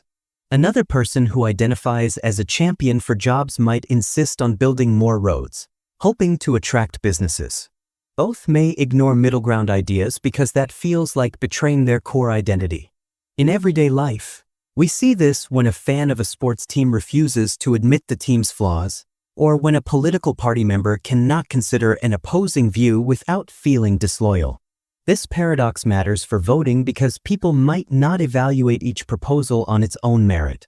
They focus on whether it fits their personal identity story. Recognizing this pattern helps a group notice when votes are driven by who a person believes they are, rather than by open-minded thinking. A solution could be to encourage individuals to share why they feel so strongly, so others understand it is more than just an opinion. It is part of their self-image. Then the group can look for ways to respect that identity while still exploring a compromise. For example, the green advocate might keep their sense of protecting nature if the road expansion includes planting new trees or preserving a nearby habitat. By addressing the identity factor, the group can lessen the fear that compromise means losing oneself. In the end, the identity ties paradox reminds us that sometimes arguments are not just about facts, but about who we think we are. By understanding this, communities can talk more openly and find creative solutions that honor deep personal values without blocking progress. The distraction from real issues paradox. Sometimes, a group gets sidetracked by flashy topics instead of dealing with deeper, harder problems. If a city council has a major issue with poverty, they might spend hours debating a minor zoning rule because it is simpler and more pleasant to handle. This distraction from real issues paradox can happen when the main challenge feels overwhelming, so people shift focus to side matters that are easier to solve or argue about. In a homeowners association, for example, the real issue could be that some residents cannot afford repairs on older homes. Rather than address this financial strain, the association might spend entire meetings discussing the color of house trim or where to put holiday decorations. The big problem remains unsolved. This paradox matters for voting because if a group keeps ignoring the core issue, small votes may pass, but life for the community does not truly improve. People might say they are accomplishing something, yet the big crisis stays in the background. Recognizing this pattern helps committees realize they are avoiding the harder conversation. It can lead them to set an agenda that tackles the main concern first, or at least dedicates enough time to it. A real-life example might be a family that fights over which movie to watch, while never addressing that a member has lost their job and cannot pay bills. They use the movie choice as a distraction from talking about job hunting or budgeting. By spotting the distraction from real issues paradox, a group can gently point out, "We're spending a lot of time on smaller things. Should we refocus on what truly needs attention?" This does not mean ignoring details entirely, but it does mean acknowledging that certain matters, while urgent or dramatic, might be less important overall. In the end, the paradox reminds us that tackling the real problem takes courage and effort. It is easier to fuss over little details or side topics, but that rarely leads to real progress. Groups that learn to stay focused on core issues can use their time and votes more effectively, making a lasting difference where it truly counts. The conflicting visions of progress paradox. Many groups want to move forward, but they cannot always agree on what progress means. One member might believe progress involves bigger and faster projects, while another wants small, careful steps that protect local traditions. This difference can cause a clash during votes, because each side sees its approach as the correct path. When it is time to build a new community center or modernize the school curriculum, arguments arise about whether rapid change is always good or if it risks losing things people cherish. If a local committee tries to expand roads to ease traffic, some see it as progress that helps business and travel, while others feel it ruins the neighborhood's charm. The paradox is that both views look like progress to those who support them, yet they conflict with each other. Voters can become frustrated because no one wants to be labeled anti-progress, even if they have different ideas about what progress should be. Everyday life offers smaller examples, such as a family deciding to remodel their home. One person wants the latest gadgets and a big open layout, certain it will make life easier. Another prefers to keep certain walls and old features, believing the house's character matters more. Both want to improve the home, but they do not share the same picture of what improvement looks like. This tension affects how each vote or choice is made. Recognizing this paradox can help a group realize that progress is not one size fits all. Sometimes, combining both visions might work, adding useful updates while keeping certain traditions alive. The group can test one approach on a small scale first. This mindset prevents people from accusing each other of being stuck in the past or blindly chasing new things. Instead, members can ask, "What does progress mean to you? And how can we fit those ideas together?" A little patience and open discussion can reveal shared goals, such as making life better for everyone. By seeing that progress holds different meanings, the group can reach agreements that respect various needs. In the end, this paradox reminds us that wanting to improve does not always mean agreeing on how to do it, and honest conversation helps bridge that gap. The endless testing and proof paradox. Some teams believe they must gather absolute proof before acting, while others think moving forward with limited facts is sometimes better than waiting. This creates a divide when it is time to vote on new policies or projects. One side demands more tests, more studies, and more data, arguing that an incomplete understanding could lead to mistakes. Another side points out that waiting too long can cause the group to miss chances or fall behind. They claim that trying something, even without perfect certainty, can teach valuable lessons that no test can replicate. An example is a city council debating whether to install solar panels on public buildings. The cautious group wants multiple environmental and cost studies, fearing the city will regret a hasty move if solar technology becomes cheaper or more efficient in a few years. The proactive group worries that by delaying, they waste money on outdated energy sources and forfeit possible savings. Both attitudes come from a logical place. One does not want to risk an expensive failure, and the other does not want to lose potential benefits. In daily life, a family might hesitate to buy an electric car, hoping for more reviews and cheaper batteries in the near future. Meanwhile, gas prices climb, and they keep spending money on fuel. Recognizing the endless testing and proof paradox can guide a group to adopt a middle path. They could gather enough data to feel secure, but also set a reasonable deadline for making a decision. If new technology appears later, they can revisit their choice, rather than freeze in place forever. This matters in voting because endless testing can result in no progress at all, while rushing forward can lead to quick mistakes.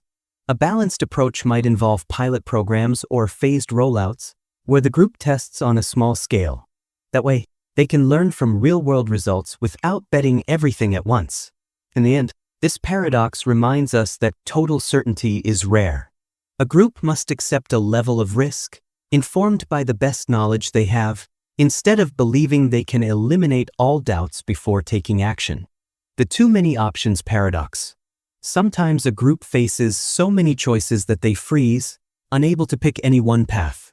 One member suggests a bold plan, another offers a safer plan, and others propose variations in between.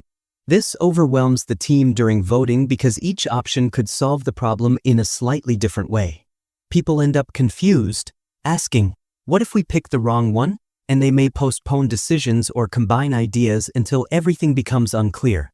A neighborhood committee might have multiple ideas for using an empty lot. Some want a community garden, others want a playground, a few suggest a dog park, and still more propose a parking area for local shops. Each idea has some support, so none can easily win the vote. If they try to mix them all, they risk creating a space that satisfies nobody and becomes too small for each purpose. This dilemma can stop progress entirely. In everyday life, you see this when trying to pick a restaurant for a group dinner. With too many suggestions, people might get tired and say, "Let's just order pizza," even though that was not an option anyone felt strongly about. Recognizing the too many options paradox helps groups see that while choice is good, too many can lead to decision fatigue. One way to handle this is to rank options or run quick surveys to narrow the field before final voting. Another approach is to focus on the main goal. If the committee truly wants a space for children to play, they might set aside the dog park idea for another time. This paradox matters because without a clear way to reduce options, a group could stay stuck and never finalize anything. By narrowing the list to the top 2 or 3 that match the group's most urgent need, people can weigh them more carefully. It also helps to remember that no single plan will suit everyone. Accepting that something must be chosen can ease the fear of missing out on other ideas. In the end, the too many options paradox shows that having an abundance of choices can feel exciting at first but might stop a group from taking any real steps forward. The believing in luck paradox. A few individuals in a group might think that luck or fate decides outcomes, so planning does not matter much. Others firmly believe that careful effort and strategy rule the day. During votes, these views can clash. Someone who trusts luck may not prepare detailed proposals, assuming that if things are meant to be, they will happen anyway. Another member, who relies on effort, could see this as careless or irresponsible, believing strong planning is the only way to guarantee results. A local sports club deciding on training programs might face this paradox. One side might say, our team will do well if we practice hard and create a structured plan. Another side might claim, sometimes it just depends on the day and random factors, so no training method can ensure victory. They end up arguing about how much time or money to invest, not realizing both luck and effort can play roles. In normal life, you see it when people buy lottery tickets. Some rely purely on chance, hoping to hit it big without real planning. Others call it a waste of money, focusing instead on stable goals like working or saving. This paradox matters for voting because it can cause splits over how to allocate resources. If half the group sees luck as a main factor, they might oppose large budgets for planning. Meanwhile, the rest feel that ignoring preparation is a recipe for failure. Recognizing the believing in luck paradox can help the group find middle ground. They might agree to set aside some resources for unexpected twists while still building a strong plan.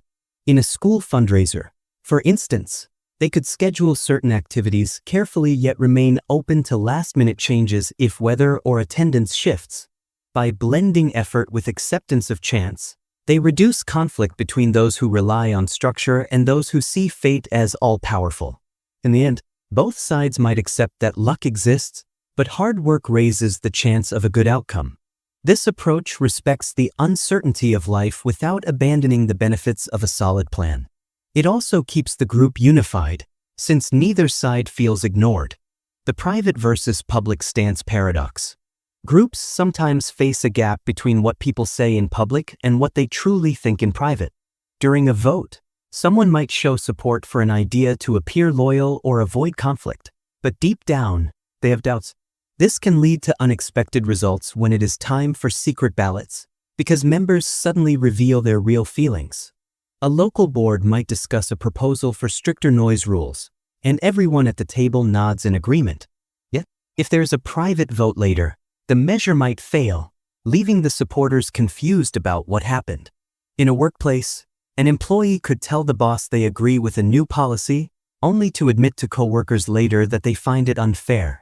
The paradox is that the public face and the private view do not match, causing mixed signals.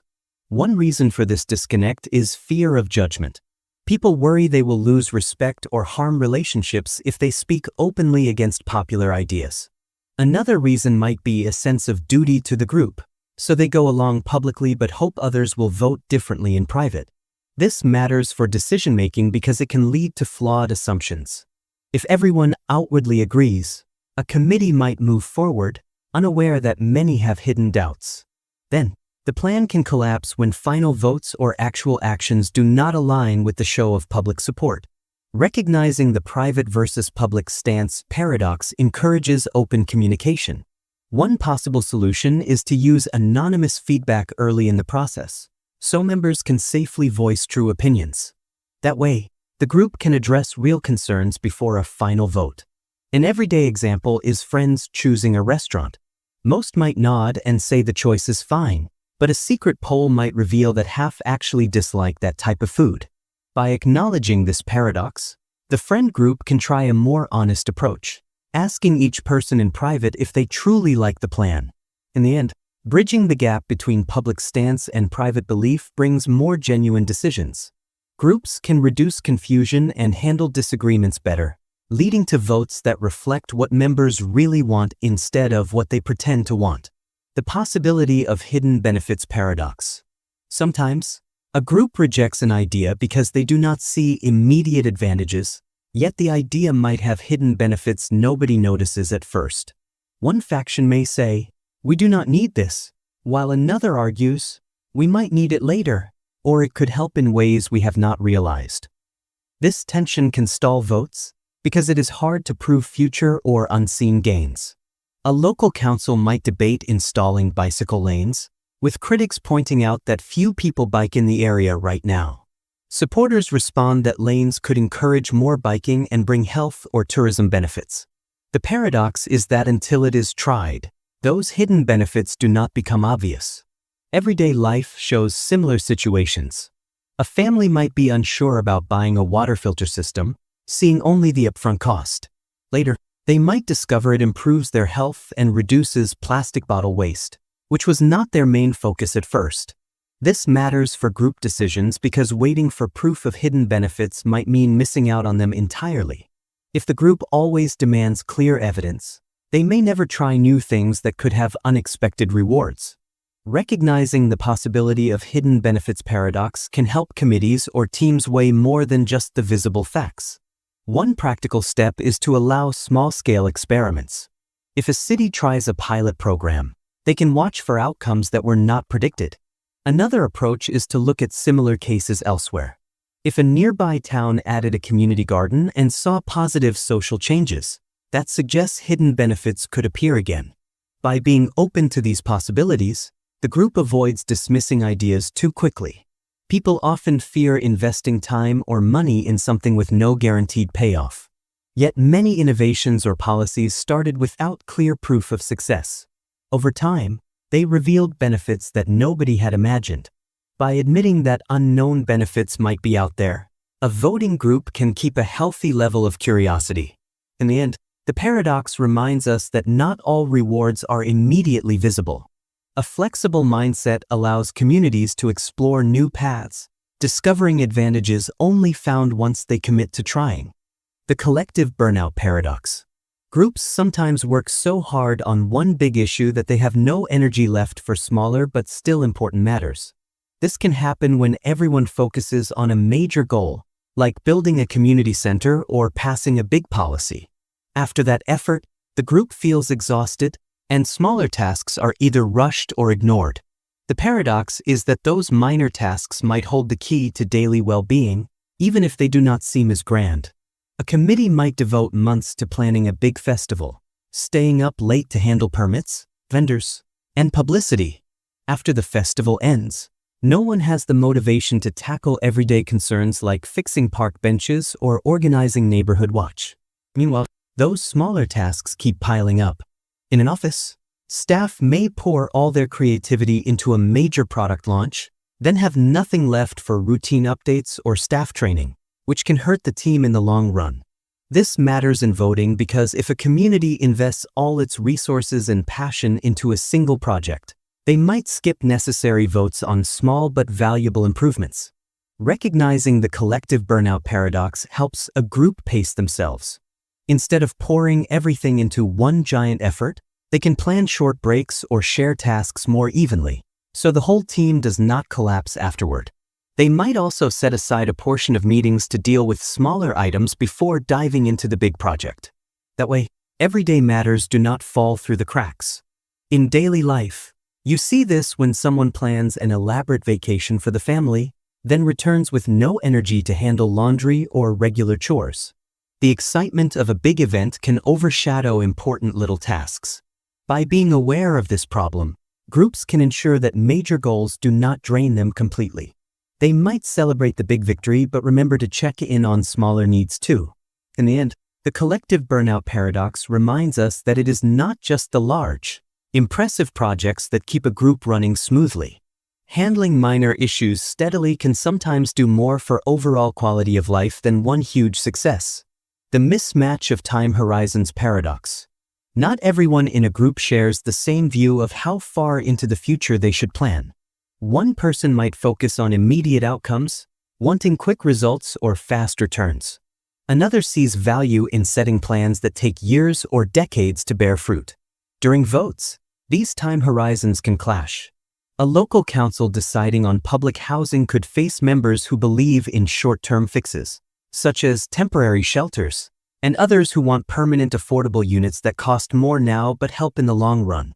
A simple example is a business that wants to see profits fast, cutting any program that does not deliver in a few months. Another part of the company believes in research and development that could pay off in 3 or 4 years. Both strategies might work, but they are hard to balance if one group demands instant gains while another is willing to wait. Recognizing the mismatch of time horizons paradox helps members see that not everyone measures success the same way. Quick wins can maintain morale, but long-term efforts often lead to lasting growth. In a family, a parent might want a child to learn a skill that pays off later, like reading more advanced books, while the child may only want activities that bring immediate fun. This leads to tension because they are not looking at the same timeline. In group decisions or votes, those aiming at distant goals sometimes look impractical to those who want results now, and the short-term thinkers might appear short-sighted to the long-term planners. A balanced approach might include partial steps that give some visible benefits soon, while also investing in bigger goals for the future. For instance, the council could build a few shelters now and start plans for permanent housing at the same time. By honoring both time horizons, they help prevent deadlocks. In the end, the paradox reminds us that some problems need quick action, while others need sustained effort. A community does best when it respects both types of thinking, ensuring immediate improvements without losing sight of what might be needed further down the road. The collective memory fade paradox. Groups often rely on remembering past mistakes or successes to avoid repeating them, but collective memory can fade quickly. This means lessons learned from an older project or crisis might get lost, causing the group to go in circles. In a city department, for instance, employees who handled a major budget issue retire or leave, and the new staff does not realize why certain decisions were made. They might make the same error or undo a policy that once solved a real problem. An everyday example is a family that overcame debt through careful spending plans. Over time, new habits form, or people forget the stress of that debt. They start spending freely again, landing back in the same financial trouble. This paradox matters for voting because if a community or board cannot recall the reasons behind old choices, they may repeat poor decisions or discard good ones. Recognizing the collective memory fade paradox allows a group to put systems in place, such as clear records or historical notes, to remind future members of why things are done a certain way. In a neighborhood association, people might say, "We tried that approach years ago, and it did not work," but nobody can locate the details of what went wrong. If the original members have moved on, the new participants might guess or ignore that warning. By keeping better archives or discussing history openly, they can avoid messing up in the same way. One helpful strategy is to schedule regular reviews, where the group looks at past decisions to see if they still make sense, or to remind themselves of the logic behind old votes. They might also invite retired members to explain earlier lessons. This way, the community does not lose valuable knowledge. In the end, the collective memory fade paradox warns us that ignoring or forgetting the past can lead to needless mistakes. By protecting this shared memory, groups can build on what worked before and steer clear of errors that cause trouble. It is a simple lesson: learn from history, or risk living through the same problems again and again. The discomfort with uncertainty paradox. People usually want clear answers, but life often does not provide them. This can cause tension when a group must vote on something uncertain. One faction may insist on guaranteeing results, pushing for a detailed plan that covers every possible outcome, which might not be realistic. Another group says it is okay not to know everything, and that they can adjust as they go. That difference in comfort with uncertainty can divide voters. Some see the desire for certainty as a safety net, while others view it as an impossible demand that stalls action. A local council deciding on a new public transit system might face this problem. Citizens could ask for firm proof that the project will be profitable and reduce car traffic. The planners can only offer estimates, leaving some people unsatisfied. Meanwhile, others accept that predictions can be wrong and argue that starting the project is better than waiting for perfect forecasts. This discomfort with not knowing everything can delay a vote or lead to endless requests for more data. In everyday life, a couple buying a home faces the same tension.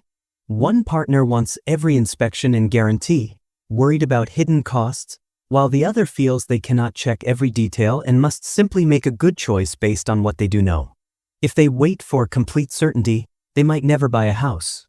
Recognizing the discomfort with uncertainty paradox helps a group find middle ground. They can gather as much information as is reasonable, then set up a plan to monitor progress and adjust if the unexpected happens. A practical step is to accept small risks but have a backup idea ready. That way, those who dislike uncertainty feel safer, while those who believe in moving forward are not held back forever. By naming this paradox, committees or families can talk openly about how sure they need to be before deciding.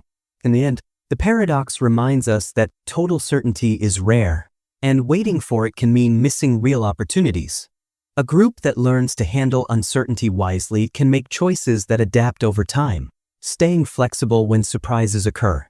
The long-term debt versus quick spending paradox. Some communities push for quick spending on things they think are urgent, while others worry about long-term debt that could harm future stability. One group might say, "We need new roads and parks right now, so let's borrow money to make it happen."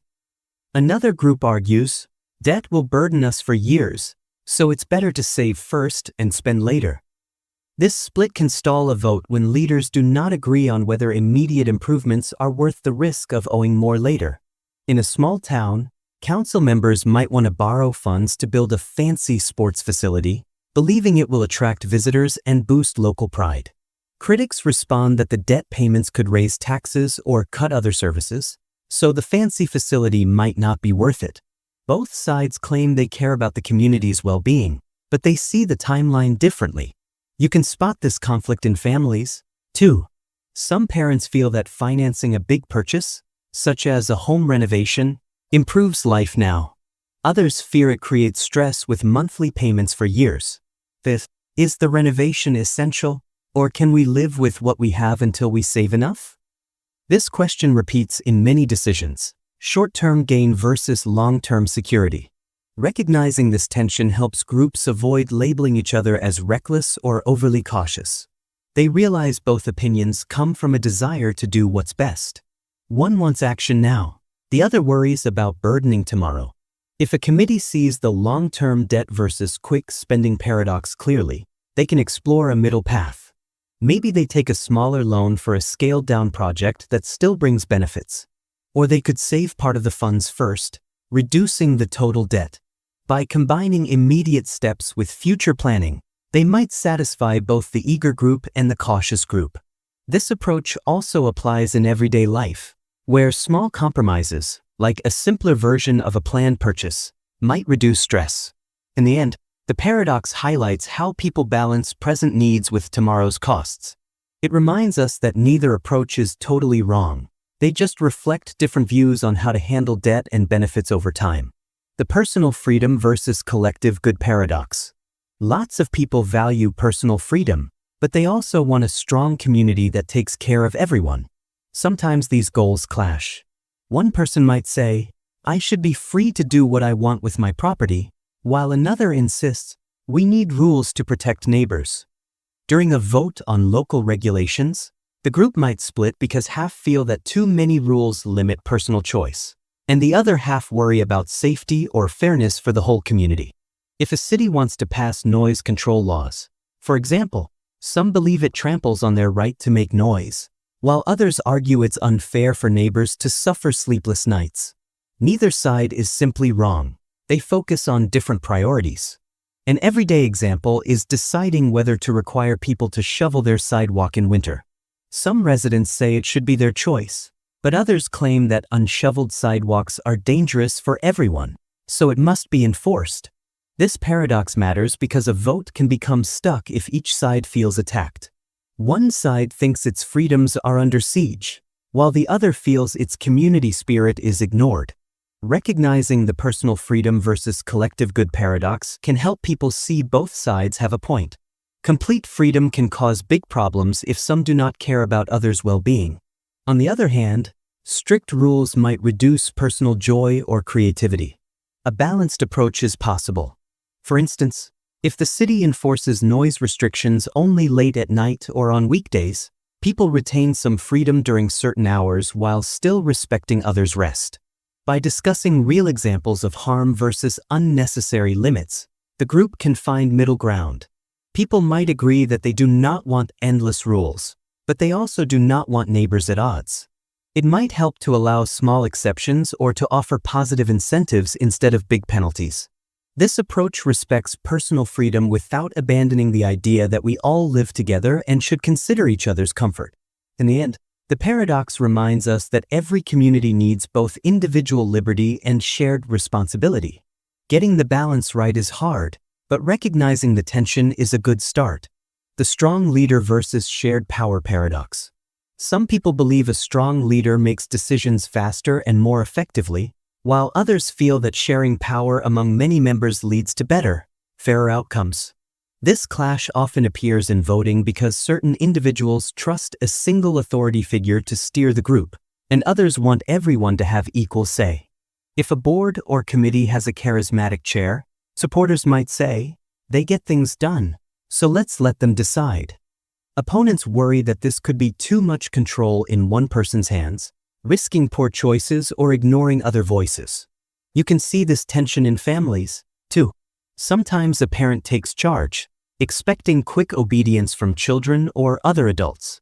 It might work for a short-term goal, like cleaning the house or fixing dinner. Yet, the rest of the family can feel overlooked if they never get input. On the other hand, fully shared power can slow decisions, requiring many discussions before acting. People might grow impatient if they cannot agree. In voting situations, the strong leader versus shared power paradox shapes how groups see leadership structure. One approach might be to let a leader guide the process but ensure regular checks, so they do not rule alone.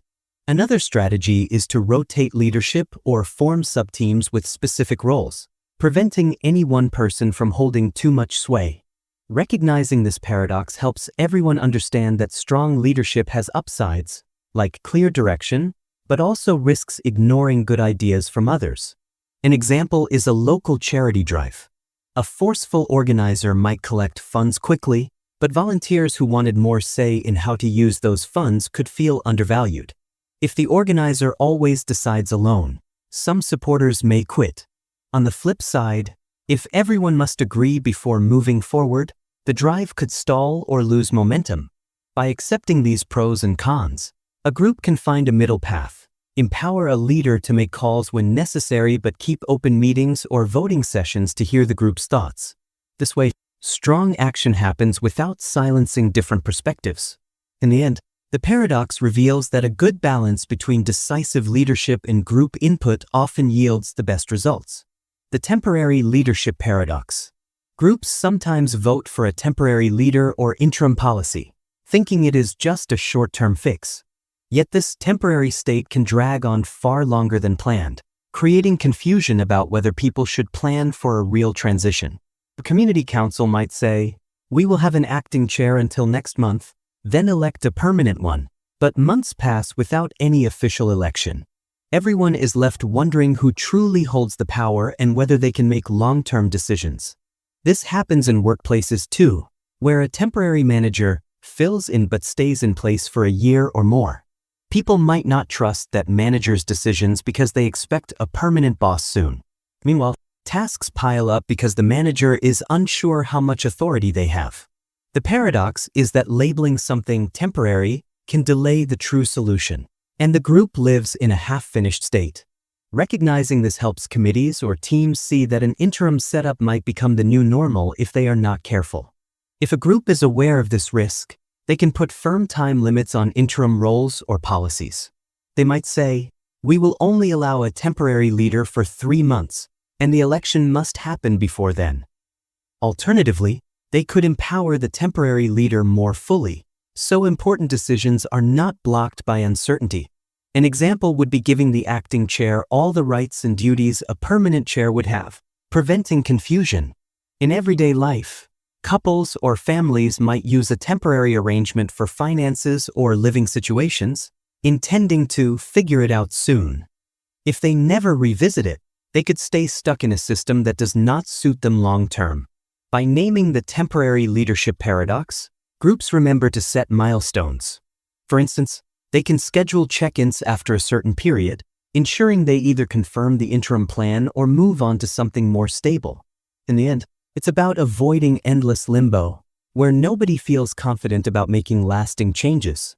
The paradox warns that temporary can become permanent if not carefully managed.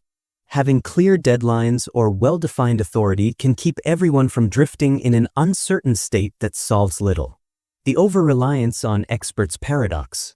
Communities often turn to experts for advice, which can be helpful, but sometimes they depend so much on expert opinions that they ignore common sense or local knowledge.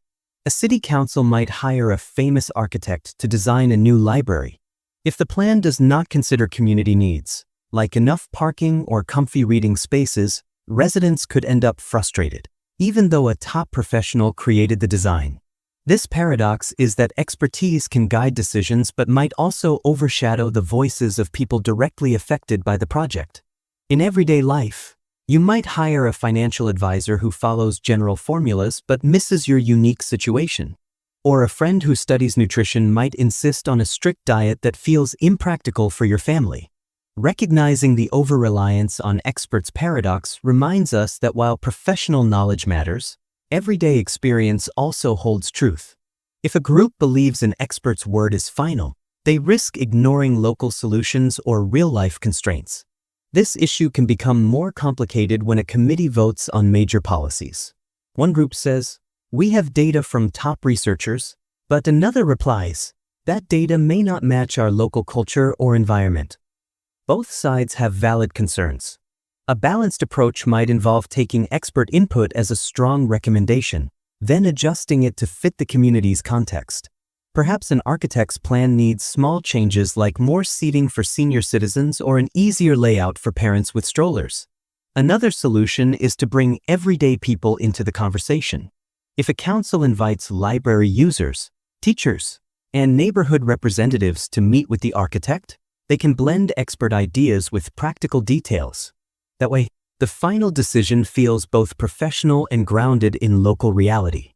In the end, the paradox teaches us that experts do not always live in the same conditions as the people who must use the outcome. Valuing expertise is good, but letting it completely rule can lead to plans that look great on paper yet flop in practice. By blending professional views with common sense, a community can make decisions that work well for everyone. The splitting the difference paradox. People sometimes think that choosing a middle ground is always fair, but that can fail when the real solutions lie at one extreme or the other.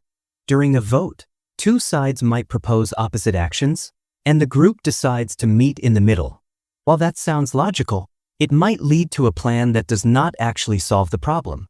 For example, if half the town wants to build a strong levee to stop floods, and the other half wants to relocate houses away from flood zones entirely, a compromise might be to build a partial levee and move only a few houses. If this halfway approach does not truly protect anyone, it is just a weak version of both ideas. In everyday life, you might see this in a family argument where one child wants to stay up until midnight and the parent insists on 9 p.m., so they pick 10:30 p.m. That could still be too late for the child's needed rest, but they compromise anyway. The paradox is that splitting the difference seems fair, yet it might ignore the reasons each side chose its initial stance. Recognizing this helps groups see that a middle approach is not always best. Sometimes, a well-built levee is the only real fix, or fully moving houses is the safe option. Blending them halfway might waste money without achieving safety. A better path is to understand the core goal each side cares about, then design a plan that hits those goals effectively. Maybe a strong levee is built for key areas, and certain high-risk spots are relocated. That is not just splitting the difference. It is addressing the problem with parts of each idea that genuinely work. Leaders can ask, if we meet in the middle, does it solve the issue or create a watered-down version that pleases nobody? This question stops the group from reaching for compromise just to avoid conflict. Sometimes, one side's proposal is simply better or the only one that fully solves the problem. Or maybe a mix of ideas can succeed, but not by simply cutting each plan in half. In the end, the splitting the difference paradox warns us that the easiest path to agreement might not be the right one. True fairness can mean picking the solution that best meets the community's real needs, even if it is not in the exact middle. The hidden status quo paradox. Groups often think they are open to new ideas, but they might still end up choosing what is familiar. This is the hidden status quo paradox. When a community votes on changes, many say they want innovation.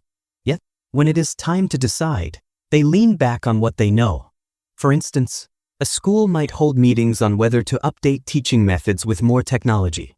Everyone praises the concept, but once it hits final voting, some become worried about costs, training, or test scores. They vote to keep things the same, even though they talked about moving forward. In everyday life, someone might plan to switch jobs for a fresh start, but at the last minute, they stay put because it feels safer. The paradox is that people truly believe they want change, but their actions suggest they prefer not to risk it. This pattern matters for voting because it can lead to repeated discussions that go nowhere. Each time, members say, "We should do something new," but end up saying, "Let's wait," or "Let's try a smaller update."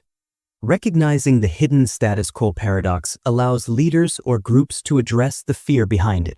They might ask, what's stopping us from acting on our stated desire for change? If people worry about cost, they can prepare clearer budgets or timelines. If training or skill gaps concern them, they can plan extra support. By shining a light on these hesitations, the committee might find that the actual barrier is not the new idea itself, but the comfort of the current situation. A helpful approach is to propose a trial run. The group can test the new method on a small scale, reducing the feeling of risk. If the test works well, everyone gains confidence to expand it. This way, they do not simply repeat their old patterns out of habit. In the end, the hidden status quo paradox reminds us that it is easy to say we want to improve, but change can be scary in practice. By naming and handling the fears that keep us tied to the status quo, we can move from talk to real action. The all problems at once paradox. Sometimes a group tries to fix every major issue in one big plan, hoping for a grand solution. They see that the city needs better roads, more schools, cleaner parks, and bigger hospitals, so they create a massive proposal to address it all. However, piling every need together can make the project too large or expensive.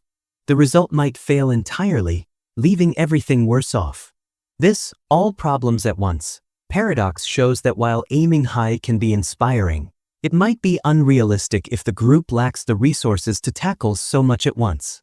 A neighborhood association might promise to fix sidewalks, upgrade street lighting, add a dog park, and repaint community buildings in a single push. Halfway through, they run out of funds or volunteer time. Nothing is fully finished, so frustration grows. People who supported the plan feel let down, and those who doubted it say, "We told you so." In everyday life, you might see a family deciding to renovate the house, buy a new car, and adopt a pet all in the same month, only to find they cannot handle the costs or stress. Recognizing this paradox can help a group consider a phased approach. Maybe they fix sidewalks first, then see how much is left for the dog park. Rather than biting off more than they can chew, they tackle each goal step by step. This might not look as grand initially, but it leads to finished projects that people can appreciate. On a citywide scale, focusing on a core area, like roads and schools, before moving to parks and hospitals can produce steady progress, preventing burnout. Leaders can also communicate clearly about limits. They might say, "We can do 3 big improvements this year, then start the next 3 later." That way, no one is shocked if the group cannot handle everything. By breaking projects into stages, the community stays motivated, seeing some achievements quickly instead of waiting for a massive plan that might collapse. The paradox reminds us that even though every issue seems urgent, trying to do it all at once can backfire. Taking a balanced, phased path often leads to more concrete results. The cultural pride versus wider collaboration paradox. Many groups cherish their local culture or traditions, but they also know that working with outside partners can bring in fresh ideas or resources. This can cause a dilemma when it is time to decide if they should collaborate with a regional or national organization that might not share the same customs. Some members insist on keeping full control, proud of their heritage and fearing outside influence could dilute it. Others argue that broader collaboration could strengthen the community by adding new perspectives. An example is a small town famous for a specific craft, like handmade pottery. Local artisans might hesitate to sign a deal with a big art distributor, worried that mass production or style changes could ruin their local identity. Yet, supporters see a chance to reach larger markets and support artisans' income. The vote gets complicated as people ask, will we lose what makes us special if we work with outsiders? In everyday life, a family might face a similar choice when an older relative needs special care. They could keep it all within the family or hire professional help, worrying that an outside caregiver will not respect their home's values. Recognizing the cultural pride versus wider collaboration paradox shows that both sides have valid fears and hopes. Keeping everything local protects heritage but can limit growth or resources. Joining forces with bigger entities can open new doors but risks changing the original culture. A good approach is to set clear boundaries and goals before collaborating. For example, the town could keep a hand in design decisions so the pottery remains authentic, while letting the distributor handle sales and promotion. This way, they do not give up their identity but still benefit from outside help. In a family care situation, they might outline exactly how a caregiver should follow certain traditions or routines.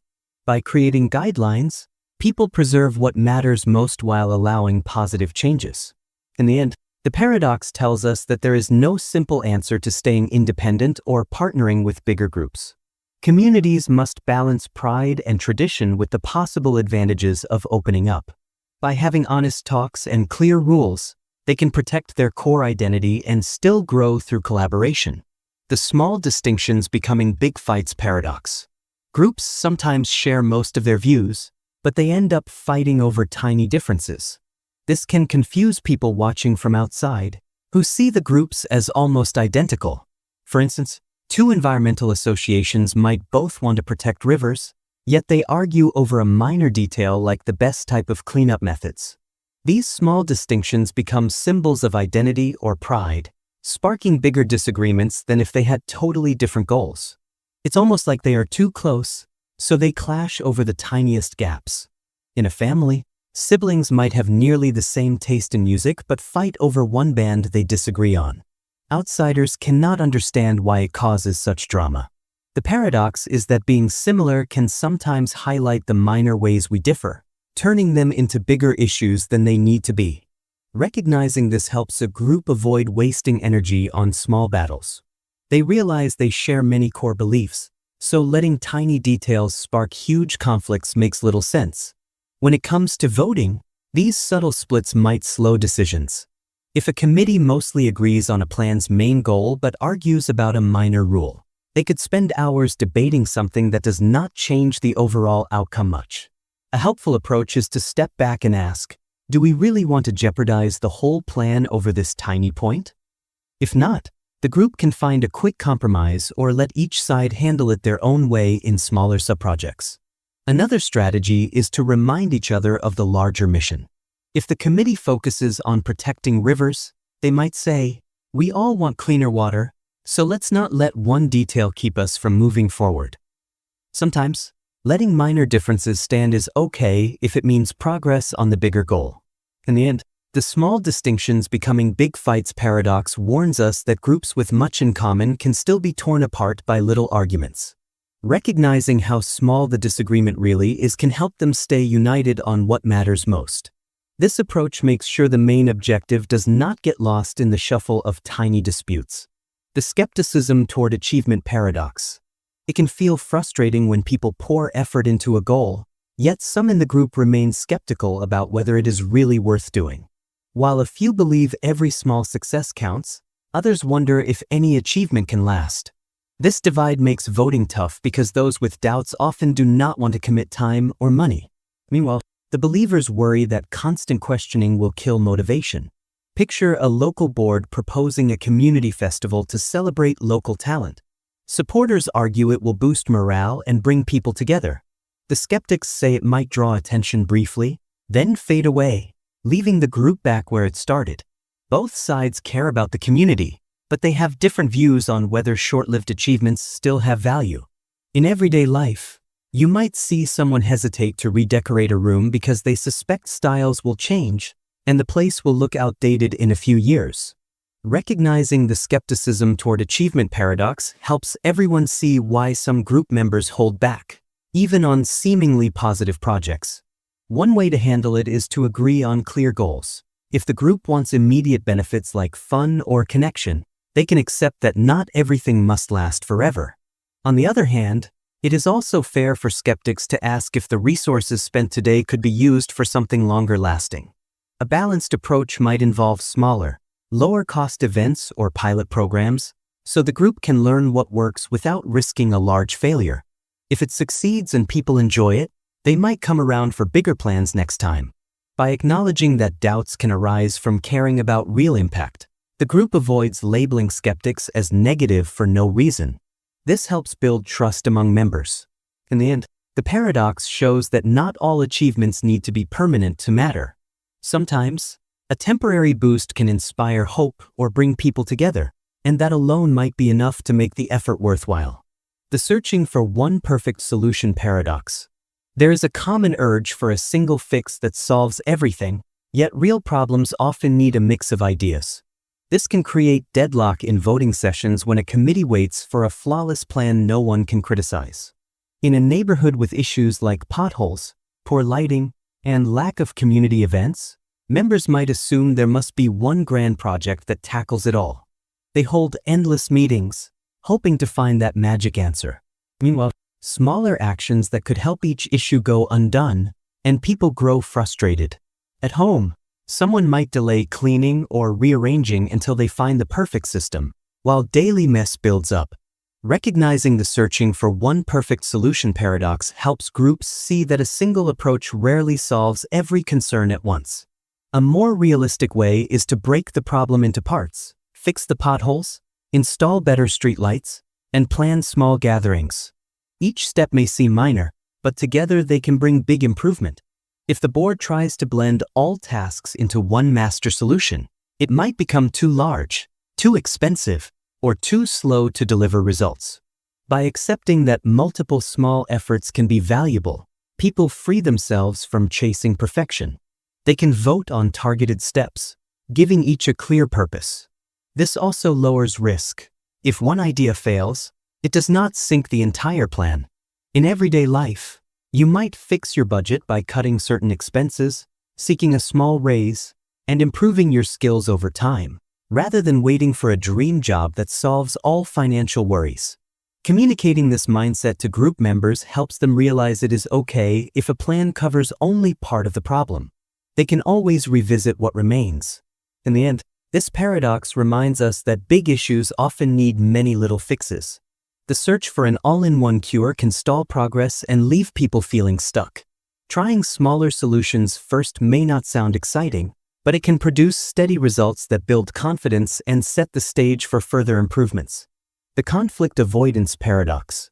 Some groups want to prevent arguments so badly that they never tackle important differences.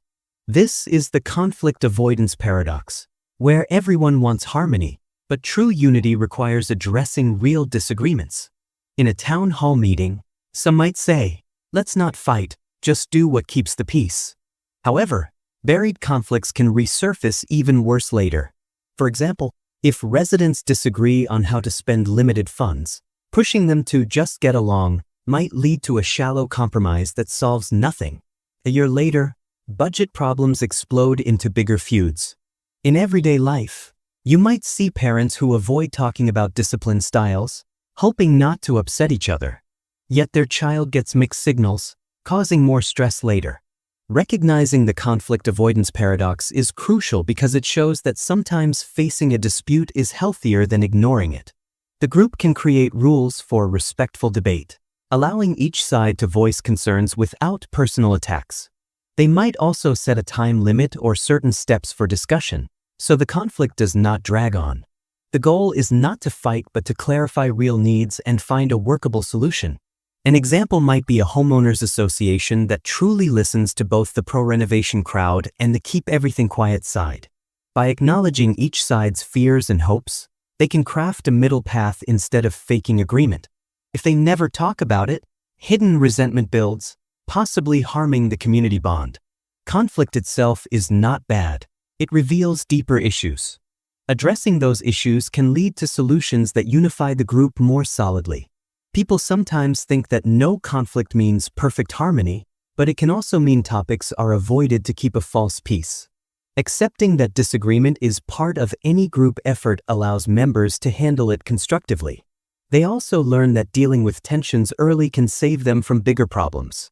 In the end, the paradox teaches us that conflict avoidance might seem polite or calming, but it can block real progress and create deeper rifts. Facing issues openly can lead to genuine unity. The quick fix distraction paradox. Groups often turn to easy, flashy fixes instead of doing the hard work of solving root problems. This quick fix distraction paradox appears when a committee votes for something that sounds good in the short term, hoping to quiet complaints or show fast action. Maybe they install security cameras to reduce crime, but do not address unemployment or substance abuse that fuel the issue. Later, crime returns, and the cameras have done little beyond providing footage of incidents. You might see a similar pattern in daily life when someone keeps taking temporary jobs rather than applying for a lasting career position. The short-term check helps pay bills, but the deeper need, job stability, remains. Recognizing this paradox helps a group step back and ask if the proposed fix tackles the underlying causes or just covers symptoms. It is easy to be swayed by quick results, especially if there is pressure from the public or from the boss.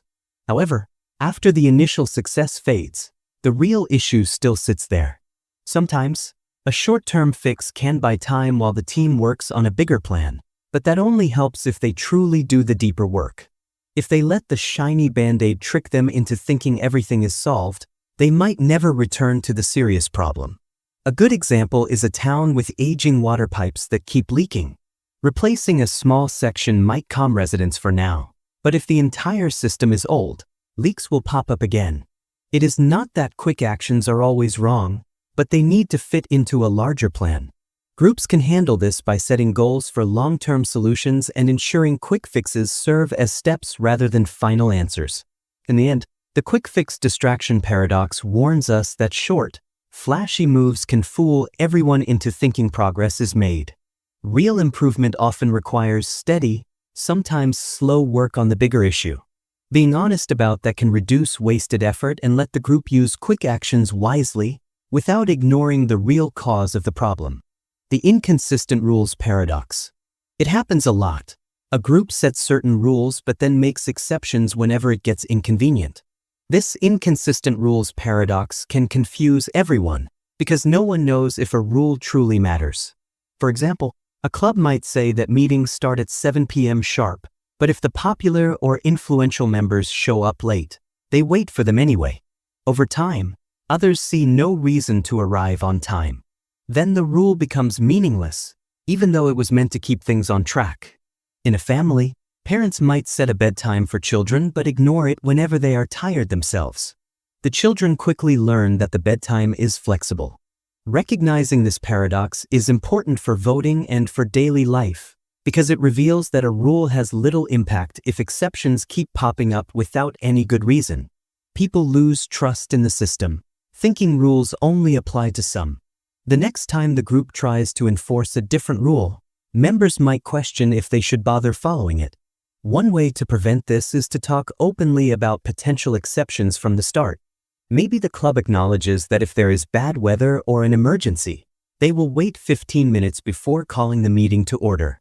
This approach sets a clear boundary, so members do not feel singled out or uncertain. Another approach is to hold everyone equally accountable, whether they are well-liked or not. That way, rules remain consistent and the group's trust stays intact. An everyday example might be a workplace that says lunch breaks are 30 minutes, but certain employees get away with an hour. It breeds resentment and confusion. By naming the inconsistent rules paradox, leaders can see that every exception without explanation undermines the structure they are trying to build. If the rule itself needs to change, they can vote on that rather than silently bending it. In the end, people usually respect guidelines when they are clear and fairly applied. Inconsistency wastes energy and reduces faith in the group's decisions. The convenient morality paradox. Sometimes, a person or group promotes a moral value but only follows it when it does not cause personal discomfort. This is the convenient morality paradox, where rules are upheld in theory but bent in practice if they demand too much sacrifice. For example, the community might call itself eco-friendly, encouraging recycling and carpooling. Yet many members drive big vehicles alone every day because it is easier. They say they support green living, but convenience rules their actual behavior. In voting, leaders can pass feel-good resolutions that claim certain ethics, while day-to-day operations stay the same. Recognizing this pattern matters because it helps the group see that real change requires effort and sometimes inconvenience. If people truly want to uphold their stated morals, they may need to accept personal sacrifices. An example at home might be a family that claims they value health and balanced meals. Yet each night, they order fast food or skip vegetables, citing how busy they are. The paradox is not that their moral stance is fake, but that they apply it only when it suits them. When time gets tight, the moral rule slips. A constructive response is to accept that living by certain values can be hard. The group or family could plan ahead, like scheduling meal prep or setting limits on car use. Instead of criticizing members for occasional slip-ups, they can create a supportive environment that makes moral choices simpler. For instance, a community that cares about recycling might place convenient bins all over town and offer easy ways to reduce waste, so people are not discouraged by hassle. By naming the convenient morality paradox, groups acknowledge that big talk is easy, but following through consistently is tougher. This awareness invites them to build systems that turn moral choices into a habit, not just a slogan. In the end, the paradox shows that declaring certain values and actually living by them are two different things. Groups that want honesty in their decisions must accept some inconvenience if they hope to live up to the ideals they profess. The oversimplified story paradox. People often like a simple tale with clear heroes and villains, yet most situations are more complex. This oversimplified story paradox appears when a group tries to make decisions based on a neat narrative that leaves out messy details. Maybe a city council sees good residents who follow rules versus troublemakers, ignoring the fact that some trouble comes from deeper social or economic issues. By believing this simplified story, they pass policies that punish the so-called troublemakers without addressing root causes. Over time, tensions get worse instead of better. You might see a similar pattern at home, where a parent labels one child as the responsible one and the other as always lazy, missing the fact that the lazy child struggles with a learning issue. Recognizing this paradox helps everyone see that real problems usually have many layers. If a group ignores those layers, their votes might sound decisive but fail to fix anything. They might blame a single factor, like lack of discipline or bad attitudes, while overlooking job shortages, mental health resources, or other influences. One way to overcome this is to gather more perspectives before concluding who the heroes and villains are. That could mean talking to all sides or reviewing data that complicates the simple story. Maybe the so-called troublemakers had no safe place to gather, or the lazy child had trouble reading instructions. Understanding the fuller picture might lead to better solutions, like creating community spaces or offering learning support. Another helpful step is to admit that people and issues can be mixed. The person who causes problems in one area might be helpful in another. That does not excuse harmful actions, but it shows that life is rarely about pure good or pure bad. In the end, the oversimplified story paradox warns us that easy stories can feel comforting but often miss the truth. If a group bases votes on a half-complete tale, they risk chasing false fixes. By welcoming more detail, they can form decisions that tackle the real problem instead of fighting a cartoon version of it. The public image over substance paradox. Groups can get so focused on looking good to outsiders that they forget to solve their actual issues. This is the public image over substance paradox. A city council might spend huge sums on a fancy new office building to impress visitors, while potholes remain unfixed in neighborhoods. They seem more interested in how they appear than in fixing residents' daily concerns. At a workplace, a boss might talk up the company's great culture on social media, yet never address employee burnout or low wages.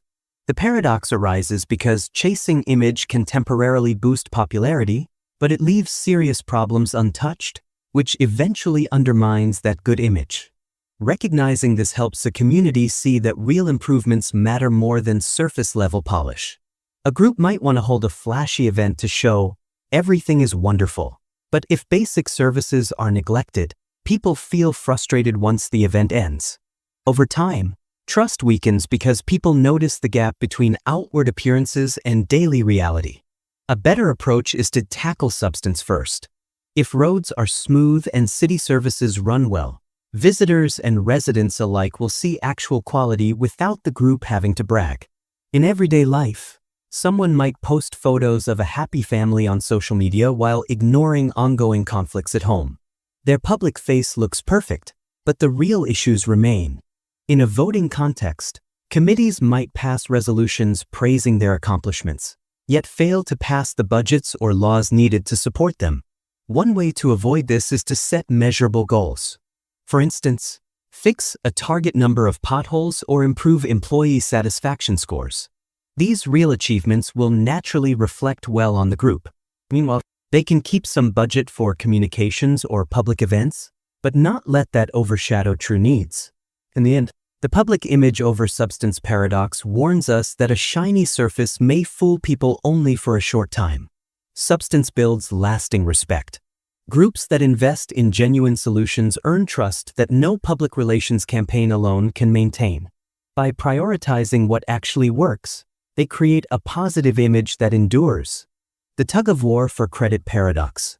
Some groups fall into constant struggles over who gets credit for any success. Instead of working smoothly, they bicker about who spearheaded a plan or who deserves praise.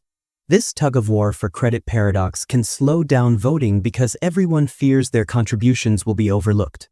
A city committee might spend half its time arguing about who proposed a new park first, rather than finalizing the design. People who care about recognition might block someone else's idea, worrying that the other person's popularity will rise. In a family, siblings can fight over who did more chores, seeking more praise from parents. Recognizing this pattern helps teams see that craving credit can overshadow the main goal. The push for personal glory can derail important plans. One way to handle it is to build a shared reward system where success belongs to everyone, not just one leader. For example, the committee could publicly thank all participants who shaped the park design, listing their specific roles. In daily life, a couple might decide to keep a simple record of household tasks so each person's effort is acknowledged, preventing arguments. By removing the mystery of who did what, they cut down on friction. Another useful strategy is to highlight how credit takes care of itself when the project works well. People's reputations often improve naturally if they deliver results. Leaders might also rotate roles, so the same people are not always in the spotlight. This encourages others to contribute without worrying they will never get recognition. The paradox reminds us that focusing on who gets credit can weaken the group's unity. If everyone invests energy in petty rivalries, they lose sight of bigger issues. Also, the public might see their bickering and lose respect for the entire team. In the end, acknowledging the tug-of-war for credit paradox allows members to be more generous about sharing praise. By shifting attention to the outcome rather than individual glory, they can vote on ideas based on merit, not on whose name is attached. This leads to smoother decisions and greater satisfaction for everyone involved. The contradictory expectations paradox. People sometimes demand opposite things from their leaders or groups, making it impossible to please everyone. This contradictory expectations paradox appears when residents say they want their local government to cut spending but also expand services. Or employees tell the boss they want freedom to work their own way, yet blame management if results go wrong. A neighborhood might ask for lower taxes while insisting on top-quality roads and free community events. Leaders get stuck because any direction upsets one half of the crowd. Recognizing this paradox helps show that some demands simply cannot be met at the same time. Voters might need to decide which matters more, lower taxes or more services. One approach is to present clear trade-offs, explaining that more funds for parks might require a small tax increase, or cutting taxes means fewer new programs. People often do not like hearing they must choose, but ignoring the contradiction leads to frustration when reality strikes. In a household, you might see teens who want adult freedom yet expect parents to solve every problem. The paradox is not that the teens are wrong to want both, but that those desires conflict. Parents cannot always protect them while letting them make all choices. Understanding this tension can lead to honest talks. In group decisions, committees can highlight these contradictions up front. They might say, "We want to reduce regulations to speed things up, but we also want thorough oversight to avoid mistakes. Which do we value more right now?" By forcing the group to acknowledge that both goals are worthy yet incompatible, they can find a middle ground or choose a clear priority. People realize they cannot hold leaders responsible for delivering on contradictory instructions. In the end, the contradictory expectations paradox reveals that groups often want everything but sacrifice nothing. Facing those conflicts openly can help them pick what truly matters. Although it may be hard to tell citizens or colleagues, we cannot do both. It is more respectful than making promises no one can keep. By dealing with the trade-offs head-on, a community or team can reach realistic outcomes that fit the situation. The struggle with sudden popularity paradox. People sometimes find themselves in a group that suddenly becomes very popular. First, this can feel exciting because more people are joining or paying attention. However, the group might not be prepared for the extra interest, so it scrambles to keep up with new demands. Leaders try to hold onto the original spirit or values, but with so many fresh faces, the old ways can get lost or watered down. Longtime members might complain that the group is growing too fast and losing what made it special. New members, on the other hand, just want to be part of something exciting, so they might push for quick decisions without respecting the original ideas. This mix can create stress when it is time to vote, because there is no easy way to please both old and new viewpoints.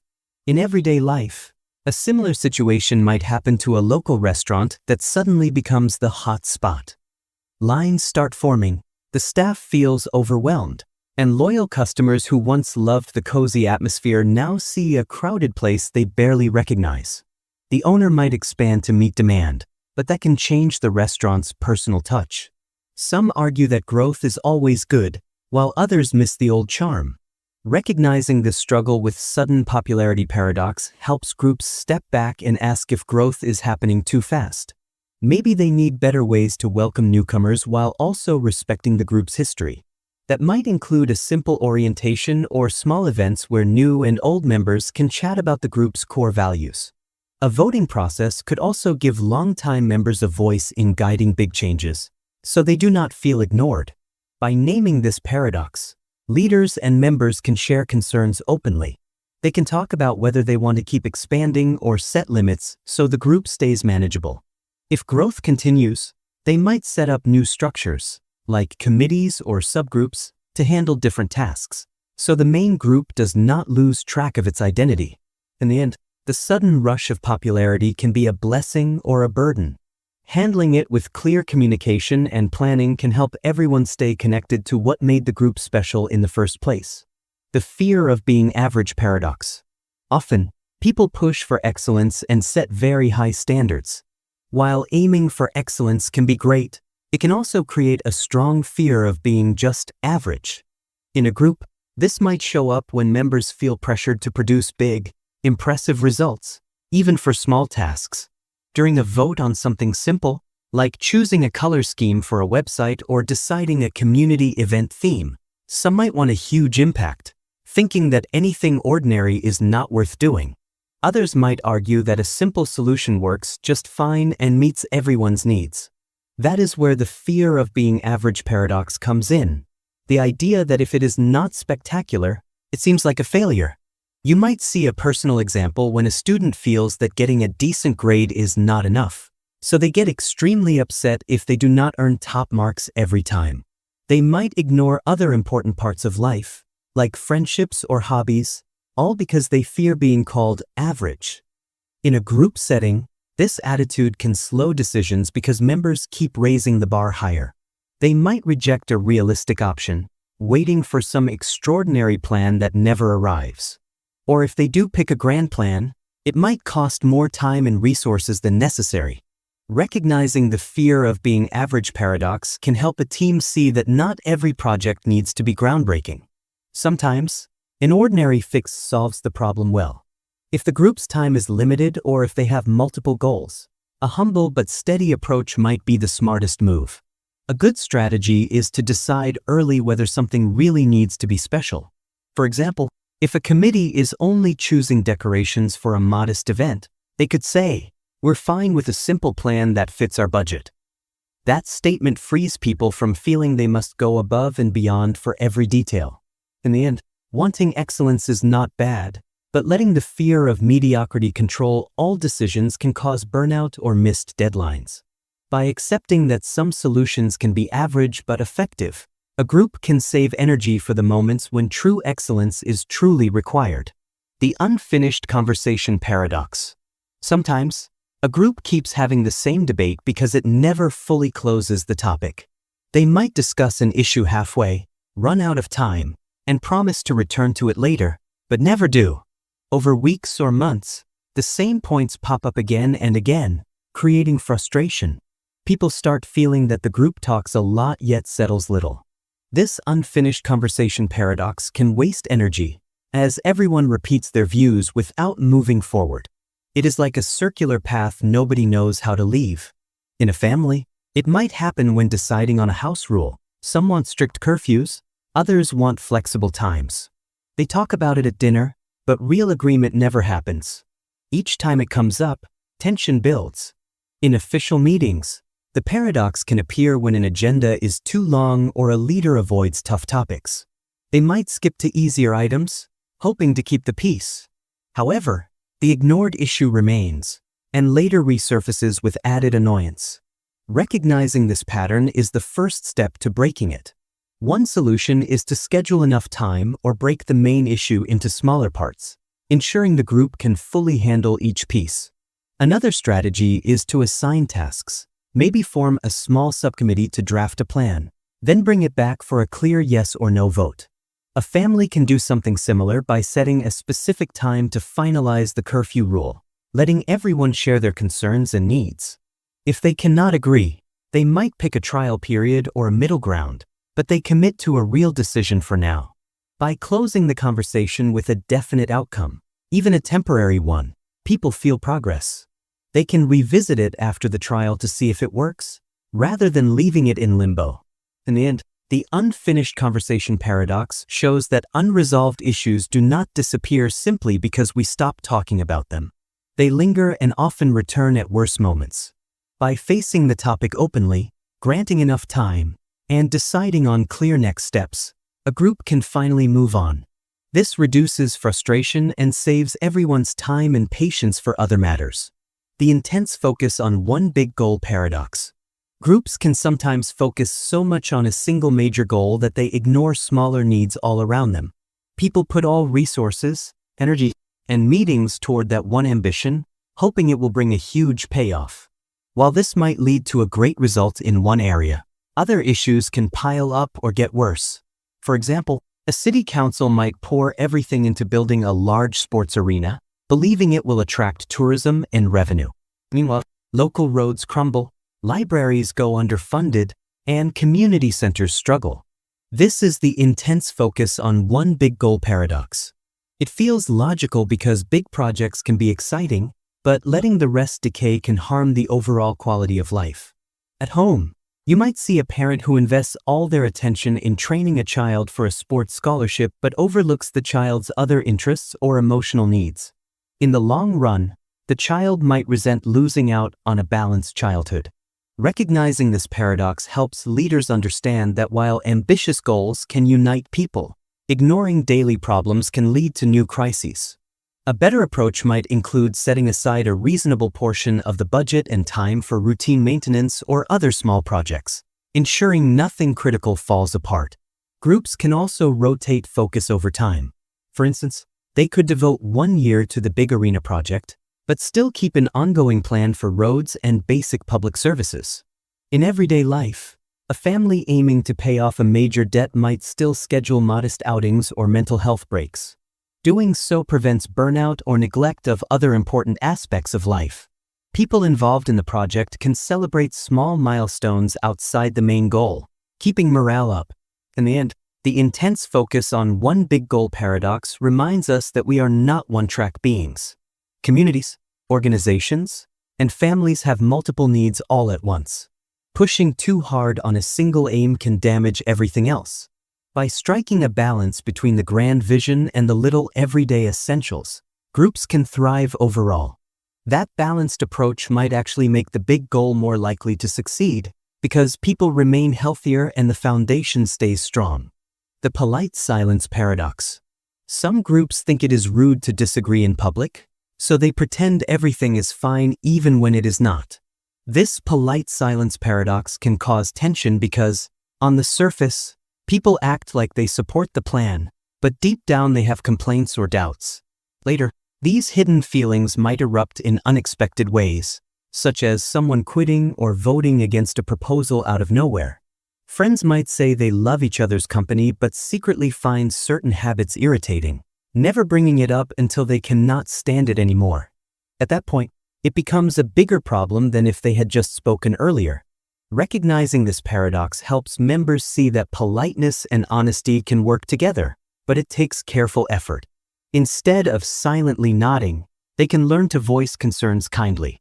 For instance, someone might say, "I respect your idea, and I also have some worries about budget limits. Can we talk about that?" That approach allows real issues onto the table without insulting anyone. Another strategy is to create a regular space for feedback, like a weekly check-in, so people know it is okay to speak up. In a committee setting, leaders might see everything looking smooth, but when the final vote comes, the result is surprising. Members might have nodded along in meetings, thinking it was wrong to speak against the group's mood, yet they acted on their true feelings in private. This not only causes confusion but also can waste time because the group believed everyone agreed until the last second. Polite silence paradox can also appear in personal relationships. One partner in a couple might do something that bothers the other, who says nothing for months. Eventually, it leads to a big argument that the first partner never saw coming. By naming this pattern, we understand that small honest talks along the way save a lot of heartbreak or shock. In the end, combining politeness with gentle honesty helps groups and individuals stay connected. It is not about being harsh or rude. It is about speaking concerns calmly before they grow into major issues. That way, decisions become more genuine, and misunderstandings happen less often. The half-formed rules paradox. Sometimes, a group decides on rules but leaves them incomplete, figuring they can fill in the details later. This half-formed rules paradox often causes confusion because nobody knows exactly how to follow the rules. If a neighborhood says, "No loud music after late hours," but never defines which hours are late, residents have different views. Some might think 9 p.m. is late, others say 11 p.m., and others might claim midnight is still fine. Arguments break out because the rule is there but not clear. The same can happen at a workplace that announces a dress code but fails to specify what is considered acceptable. When these vague rules come up in a vote, people may shrug, thinking it is better than no rule at all. But as soon as real situations arise, frustration sets in. One way to solve it is to ask, what exact details do we need? Perhaps the group needs a specific cutoff time for noise. They should also state what exceptions might exist, like a special holiday party or an emergency. By laying out these details up front, everyone knows what to expect. In everyday life, this paradox might show up when parents tell a teenager, "Stay out of trouble," but do not define what trouble means. The teen might guess or assume they are fine, only to get in trouble later for something they did not realize was off-limits.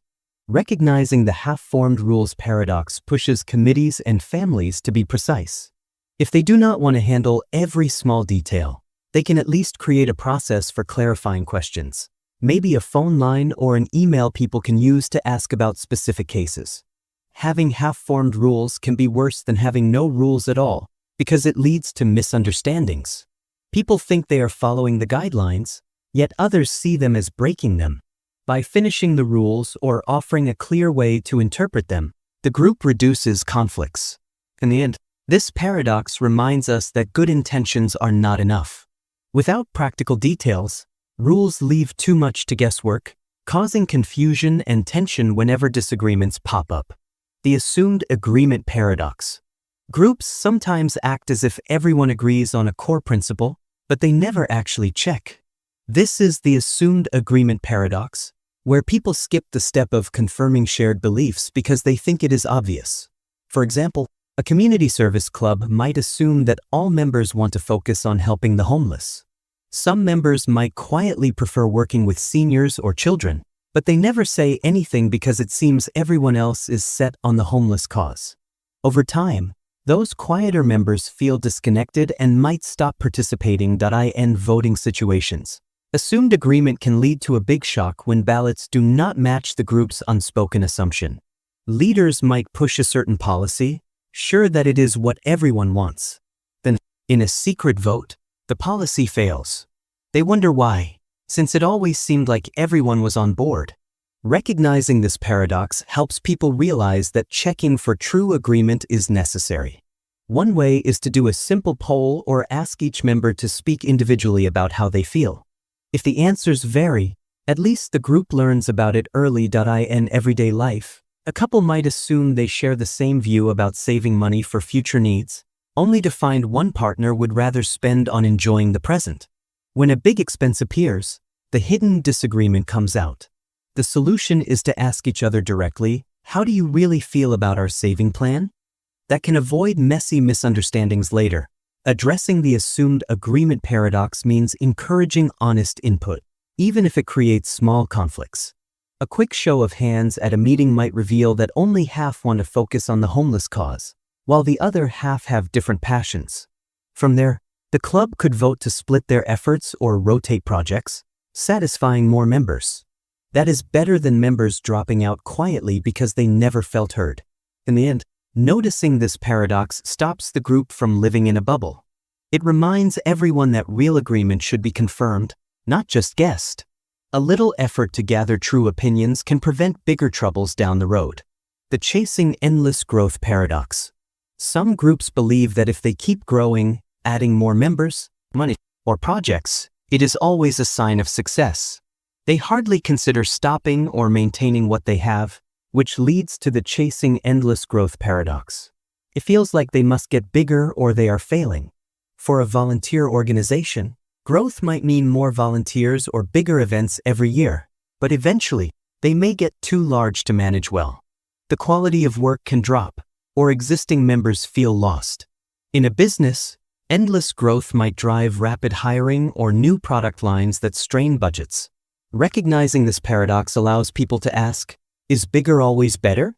Sometimes, a stable, moderate size can serve members or customers really well. Constant expansion can also bring problems, like less personal interaction or weaker community bonds. If a local sports club keeps adding players, training might become crowded, and personal attention goes down. Members might leave because it no longer feels like a close group.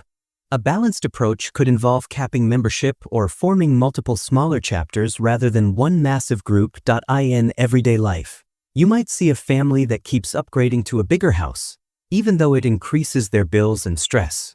They wanted more space, but they end up cleaning more rooms and struggling with higher costs. So, bigger does not always improve happiness. By naming the chasing endless growth paradox, groups and individuals can reflect on what growth really means.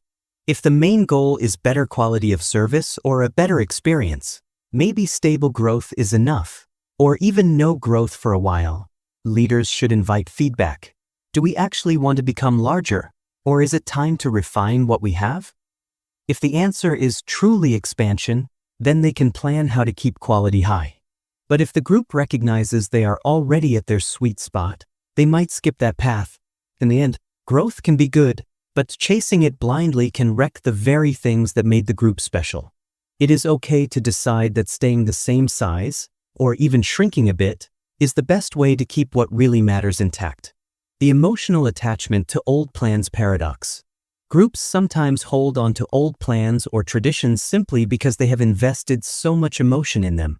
This is the emotional attachment to old plans paradox, where people do not want to let go of a project, even if it no longer fits current needs. A community might have planned for a big youth center years ago, but now the population is mostly older adults. Yet, because it was such a dream for so long, no one wants to say, "We should rethink this." They love the idea, or they fear looking like they wasted time. In everyday life, you might see a couple who bought supplies for a kitchen renovation and cannot bear to sell them, even if they realize the project is not practical now. They spent effort and money, so they feel stuck continuing down a path that might not suit them anymore. Recognizing this paradox helps people question whether they are holding on just for nostalgia or pride. A solution is to accept that it is okay to adjust or abandon old dreams if the situation has truly changed. You can still respect the passion that formed the plan while being realistic about current needs. A committee could address it by listing pros and cons of the old plan in today's environment. If many of the original reasons no longer apply, they might shift to something new without viewing it as a failure. They can also keep small pieces of the old idea if they remain useful. Maybe the youth center turns into a shared facility that serves seniors, too. Or the couple decides to sell some renovation items but keeps certain pieces they still love, blending them into a different approach. In the end, the emotional attachment to old plans paradox shows that clinging to outdated projects can block better solutions. Having the courage to revise or even drop those plans might free time and resources for something that fits the present. Reminding everyone that the real goal is to serve current needs can soften the sting of moving on. By letting go of what no longer works, groups and individuals can find new paths that actually help them thrive. The reluctance to end a project paradox. Many groups find it hard to shut down a project or program, even when it has run its course. This is the reluctance to end a project paradox, where people keep pouring time and money into something that no longer meets real needs. They might say, "We have already come this far, quitting would waste our investment." So they vote to extend deadlines or budgets, hoping for a turnaround.